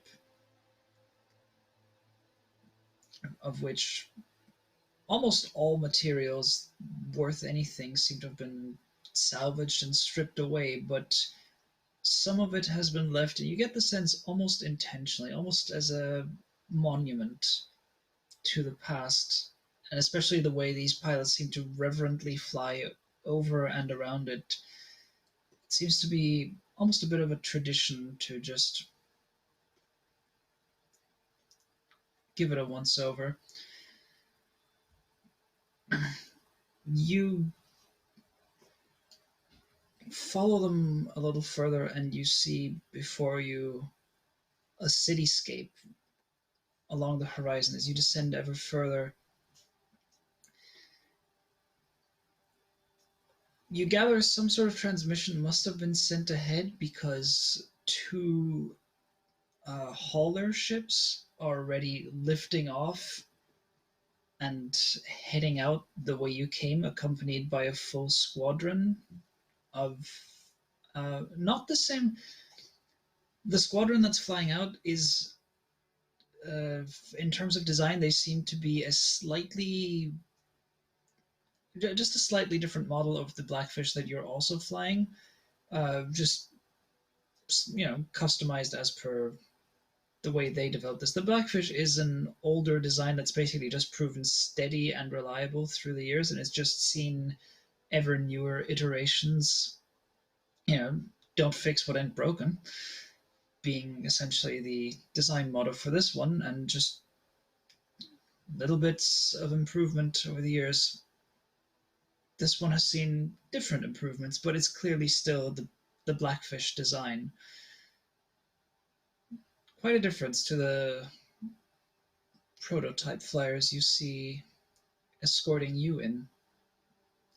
Yeah, whatever trouble they're going to go up against, you reckon they've probably got it handled. The escape pods don't really have any guns on them.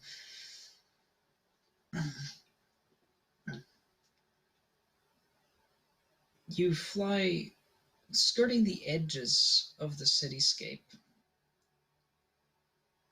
which is a busy place. There are tall buildings, there are large complexes, some of them industrial, some of them you gather would be recreational. There's parks, and if you squint and look real hard, you might even be able to see, the ant-like figures of people milling about, some of them stopping and staring up at this flight of clearly non-local ships. As you keep skirting the edge of the city, you eventually approach a military complex. It's called landing strips. It has hangar bays. It's pretty similar to your own military base at home, in not necessarily in the exact design, but the concept is the same. A military base is a military base, especially one that is equipped to handle starfighters and various other support ships that they might require. You are brought in by your escorts, who begin to fly basically like two opposite sides of a circle as they're just circling above you, and Vieira comes on the comms and says, "You should descend now and prepare to be polite." Are we sure we can do that? Yes, I am sure we can do that.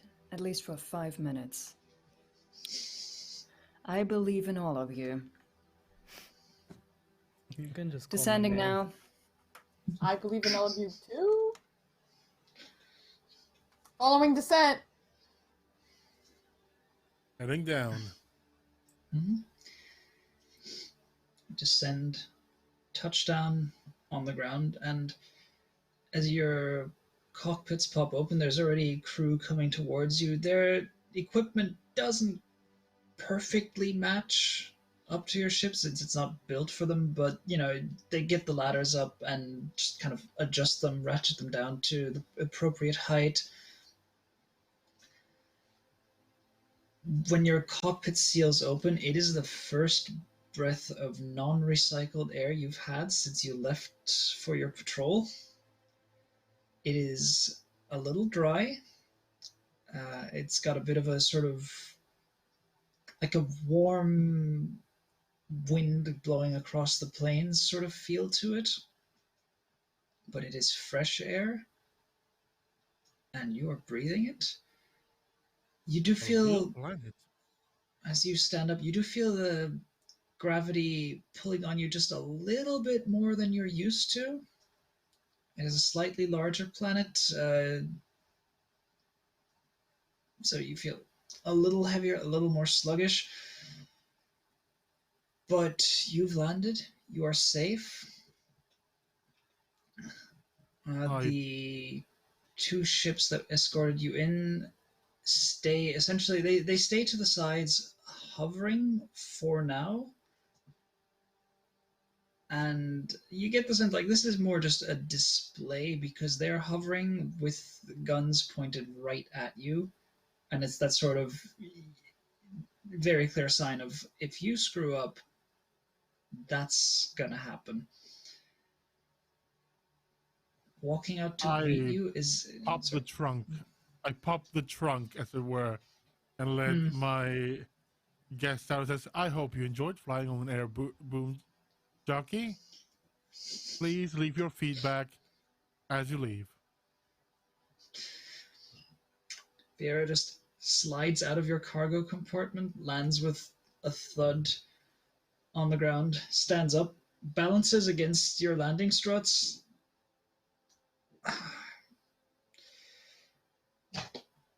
Thanks for the ride. And then begins walking where there's already a small group coming towards you, one of whom is decked out in a relatively well-decorated military uniform. They line up, and what is pretty clearly, in terms of just style and everything, the commanding officer steps forward and waits for you to get out. I Viera get already. out I get out of the cockpit, go down, feel like the gravity, like tilt a bit onto other, feel like, wow, real gravity. Been a while, and then just I think I just go a bit up, but stay at a distance to wait for everyone else to join me, and then let Predator do the talking. Yeah, Haley gets out. She considers taking her little back for a second, but that might be interpreted as not so good sign, so she just leaves it there. I would assume that since we do have guns, that we are armed at this moment, that we would have the guns at our sides. Yes? Yeah. Like it would make sense for you Always to be armed. with guns. Yes. Yeah, so she would just get out. Probably she doesn't even really notice anymore that she's doing it, but petting her ship, and then walk over, join the others, and then eventually step up to the greeting party and greet who seems to be the commanding officer with a proper salute. Okay. Oh, I have a Teal, question Starfox? also. Yeah. We recognize this uniform. Is it No. like close to ours? Is it close to the other side's? Is it never seen before? They came up with their own military uniform? They came up with their own. Alright. Is it stylish though? It's very snazzy. Ooh, snazzy. But it also looks like it's been starched to hell and back. Yeah, of course. It's a military uniform. Oh, the style. Actually, this looks better than the Dracona system. That's not difficult. We barely have uniforms as it is. That's true. But I mean, for them being stuck in the middle of nowhere with no recourse and no help, like, dang, y'all did good job. You guys did amazing. I forgot Parker's voice. You guys did such a great job. Wow, this place looks great. I think after a how many few years are you seconds, building this? Parker would feel, and this time for real, like a mom stare hit her. Just like casually like rubbing the back of her neck, like, you know what? You can tell me about it later. We'll talk about it. We'll talk later. Generally not responding well to gunpoint. And then glancing over to Haley. Please. To the Please, soldiers who are pointing guns at us. Yeah, like no guns needed. We like chose to came here. We chose to come here. So like to be fair though, yeah. we kind of did the same to them. So yeah, but The guns aren't necessarily pointed at you, but they are at the ready. And like the protocol goes such that anyone seems in like a military, reasonable response. The finger stays off the trigger until you are ready to shoot. The fingers are on the trigger, but the guns remain pointed down. Yeah, I mean, for Haley, that would be like for her. That is what she would have expected. So again, she would just step up, salute, and then just say, "Thank you, sir, for letting us land on your planet." And this was a bit of a surprise, to say the least. But we're definitely ready to help y'all leave. That's why we're here. On behalf of the forces of the Tuwanye system, I welcome you. I thank you for the return of our pilot. We've had word that there are escape pods of unfriendly forces. I suppose we shall have to acclimate them. Valuable hostage I am... funds. Hostage is also a solution. I am General Kirill Tavistok. General Kavistok. He looks actually slightly impressed at the fact that you saluted. But, you know, I say welcome to Tuwanye. Let's get you settled in. I will ask you to surrender your guns. Once we have cleared your purpose here, it's quite probable you will get them back. But for the time being, for the safety of all involved, especially yourselves, so as you do not scare any of my personnel, please surrender your sidearms. And like someone actually steps forward with a lockbox, which they open and just hold out in front of you. Out of character sorry, question, would that's not that gonna also happen. would that also be still part of normal protocol? Something that I would expect. Kind of. Like it's generally expected that if you're on someone else's territory, you're not going to walk around armed the whole time. If you're, you know, if you're allied nations or allied forces or something, then of course you're going to carry guns around each other if you're in a war zone. But in this case, you are an unknown quantity.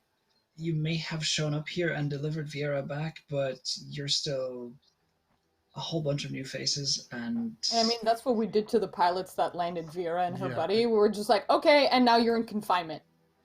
Yeah, so Yeah, Haley would then basically. take the sidearm sort of slowly from her holster, pop the magazine, and then sort of hands on over both of them.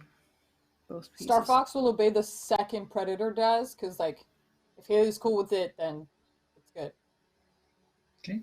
Oh, you would Teal, definitely see you tension on her face, but Yeah, but again, like you said, that's what we did to them. So I Teal, give you mine seem- up. I give mine up without a second thought. Not that good at using it anyway. I'm a Fair pilot, enough. not a gunner. for real. Fair enough. Anyway, Teal, what are Seeing you doing? Conflict on Teal's face. Conflict. Teal's not conflicted. Teal's like, no, I'm keeping it. Teal I'm is not actually making going to- any- I'm Yeah? going to offer you one more compel. Oh, Uh-huh.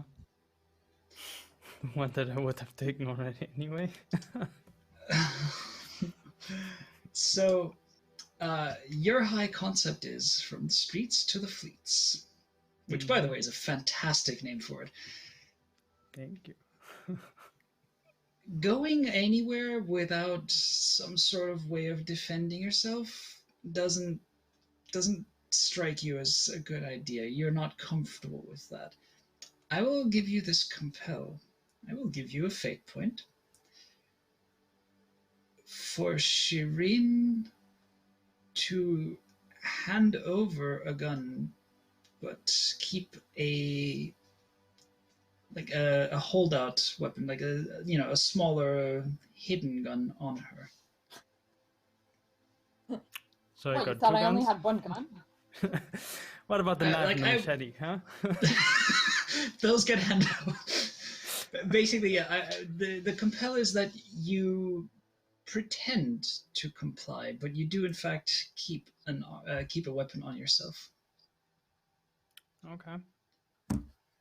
Sure, that's what she would do. So she's still looking Alright. like at the others, seeing them handing over their weapons without hesitation, and still begrudgingly give over the gun, even though she has the second one. Yeah, Probably have you've boot got or one just something. like exactly. We all hidden have in our a boot or something. standard issue, and you're like, here's the standard issue. Now my personal one is staying on me at all times. Mhm. Just see the shape of a rifle on the side of her pants, like for A whole rifle. It's like one of your legs is Walking like suspiciously this. stiff. But yeah, so we'll say, and you can note this down on your character as well. You have a small holdout gun that you've got in a boot or something. You know, the sort of thing that has like 3 shots and then it's done, but at the very least it's a last-ditch defense. Sneaky gun. And that definitely won't bite you in the ass or anything, not at all. Of course not. And as you hand that over and the box is closed, the guns in front of you, fingers go away from the triggers. They stand a little more at ease. A signal is given, and the 2 ships that were holding position above you with guns pointed down change orientation to point to the sky. And, well, there's no hiding it anymore. They do change. And within just a few seconds, they fold out, and you are flanked by 2 fairly large humanoid-shaped robots, each of them with one arm ending in a pair of twin ship's guns. And that is where we end tonight's session. Yeah! Yes. Gundams. I will need to change my my high concept now to mech pilot. No. I just want everybody to know that Starfox is gonna want to gut one really, really bad, and she might get in a fight trying to do it. It's like trying to hold directions. Boomjockey has a grin from ear to ear, like. No, this is the ship I came in with. This is totally mine. It was mine the whole time. Mine. It's got my I page linked up. I it, didn't that's just put it on. We're gonna need 4 of those. Thanks.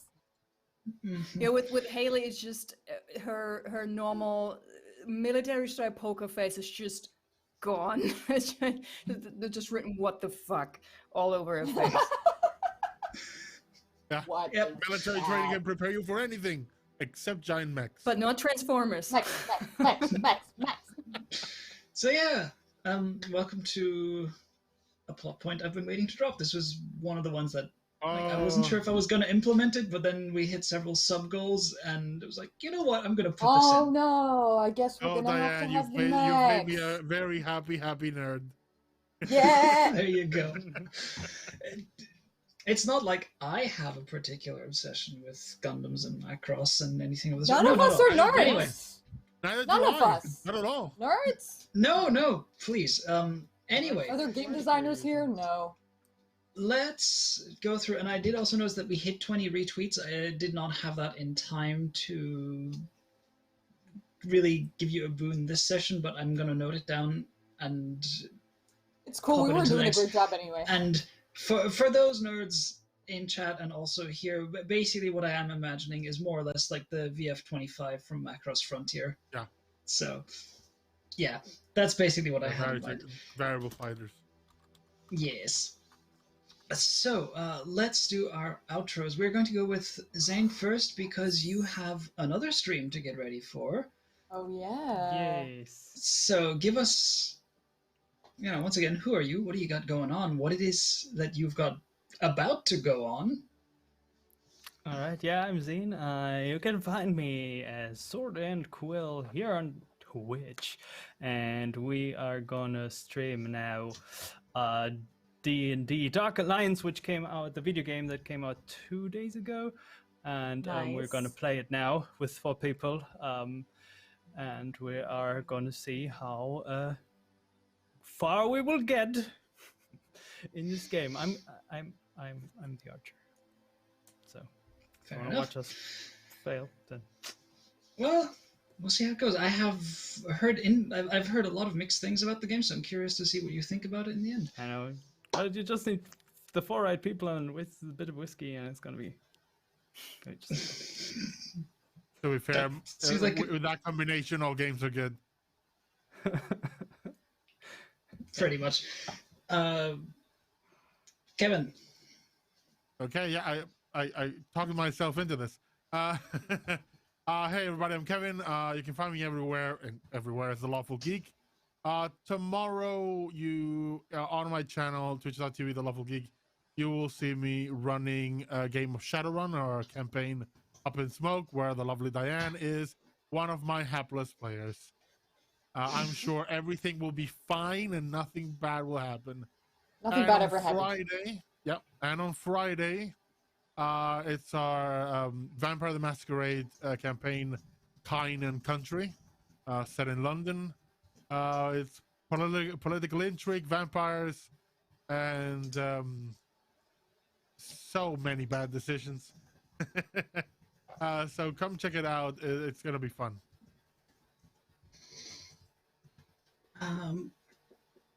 Next up, I'm just going to keep going clockwise. So, Void. Hi, I'm Void. You can find me at VoidCat Gaming. And if you're not doing anything in 4 hours, because Zane decided to play for 4 hours, maybe. I don't know. If you're not doing anything in 4 hours, come see me at VoidCat Gaming. We're doing episode 2 of our Star Trek Adventures game, Echo of Steel. The last adventure, they found a silicon-based creature that is basically like a misshapen rock. And we'll see if they manage to communicate it with it this episode. It's going to be a great time. It's very Star Trek. Are they going to call it Boldy? Is the question. I don't think so, but the doctor is currently like obsessed with it, and he's like swaddling it and stuff. It's adorable. So, I hope all of you will be asleep, and you too, Jaded. I hope you'll be asleep because that'll be 2 a.m. for you. I'm so sorry, Europeans. We're used to it. In the morning for me. I'll be watching. Yeah, I'll see you there. I've still yet to confirm whether or not Kevin. Yeah, I've yet to confirm whether or not Kevin actually sleeps, but we'll figure that out one day. And I'm gonna go with no. I am of the firm believer that sleep is optional until it's not. Motivated by the tears of your players. Or as the Germans would say, you can sleep when you die. Or after you're dead, or when you're dead, or whatever, however that goes. Sleep is for the dead. Yeah. Pretty much. I'm also a firm believer in the concept of sleep is optional until you hit the couch. No, actually, I was a firm believer sleep is optional, and then I tried. I was going to say, I'm not a rebel. I've never been. I will never be. I need my sleep. I need my sleep. Yeah. Sleep is nice. I do too. But yeah, Petra, play us out. Hey, I'm Petra. You can find me on Twitch if you want to get in contact there. This is currently the only streamed game I'm in, so I hope you'll tune in next week when we'll find out what's next and how soon they'll find out that Shirin is still armed. And I hope they have lots of cats there. Otherwise, that whiskey bottle might come out at some point. Anyway, I'm also writing games, and if you want to check them out, you just have to go to the following website, which is petrav.itch.io, and there you'll find all my games. It's mostly supernatural and horror and a little bit slice of life, but always supernatural stuff. I feel like someone is running one of your games soon. Who could that be? I don't know. Who could that be? Yeah. Oh, wait. Also, I just remembered. Just very quickly, I'm very much enjoying the freeze frame we have from Zane. So he looks very... Or is that... Yeah, it's very... I think that's a freeze frame. Yep. Yeah. Mm-hmm. Very, very pensive. We are going to raid Zane, of course. That's going to happen. But, yeah, I guess that just leaves me. So, hi, I'm Diane. I'm Balrog1911. I run games here every now and then. I play games here now and then. I play on Kevin's channel as Sphere the Rigger, who is definitely a bit hapless. You weren't wrong about that one. But it's fantastic and it is wonderful. And honestly, I love this whole... Currently, my weeks are... 2 of the people here are GMs for games I'm in, and then I GM them here. So it's this lovely little... We take it in turns. But yeah, and yes, I am, in fact, going to be running a game of Stille Nacht, which is a game that Petra wrote. I'm going to be running it with friends from the Fourth Culture, which is an all Singaporean D&D stream. Ooh. They are going to be joining me, which is going to be very interesting to take a game that is steeped in German history and have it with a cast of entirely Singaporean folks. So I'm looking forward to it. They're also fantastic people. So please tune in on, if you can, mind you. Void, I think this might not work for you because it is going to be July the 2nd at 3 p.m. my time. That's 6 a.m. Pacific time. I'm actually usually up at 7. I They might can make it. do that. Yeah. They can There totally you do go. that. It's But yeah, usually because- July works for 2nd? us. Yeah, so basically July 2nd, keep an eye out for that. Also just, check it out on, I have the announcement up on my Twitter and I'll be retweeting the shit out of it because it's fantastic. And I might also even like the particular game enough to be translating it into German at the moment. So, Ooh. As these things it's going to be happen sometimes. fantastic. I remember Sometimes that someone who happens. invited me to a game of Stille Nacht and never actually ran it. Who might that have been? Yeah, you know what? That's Actually, that because happens you to got me too. invited to That this- also that's happens because- to me. That is because the two of you got invited to this instead. But you know what? You can come for me in private. But yeah, look, it's still enough. I'm going to run it with everyone I know eventually. Other than that, I usually stream on Fridays and Sundays at 9 p.m. European time. That's 3 p.m. Eastern time. And I just basically play whatever games I want, which tends to be a lot of horror games. I apparently have a thing for that. You need to come check the channel for Soulsborne Sundays. Oh yes, you gotta come in on Soulsborne Sundays. And that is it. I've talked a lot about myself at this point. So I'm gonna thank everybody who has been around, everyone who's been chatting, everyone who's been lurking, just all of you lovely people who've been here. What another lovely Wednesday night. Thank you to my wonderful cast members, including, we'll just thank Zane in absence. And then I will say, let's make sure that we give a big old welcome to, or give a big old hello when we go raid Zane. And also remember, on Friday is our sort of triple header day here on Weave the Tale. It is a busy time because we have Relics at 2 p.m. Eastern, we have Dragon Age at 6 p.m. Eastern, and then we have Cult for your dose of creepy horror everything, basically, at 10 p.m. EST. I suspect no one's going to be around for the whole run, but I hope most people will be there for at least one. If nothing else, if you like spooks, if you like horror shit, go check out Cult. It's just a fantastic game anyway. And I don't know who's in charge of getting the raid set up, but I will trust you to do that as we wave farewell. And we give a big old thanks to our tech, Ian, for making everything run smoothly. Good night, people.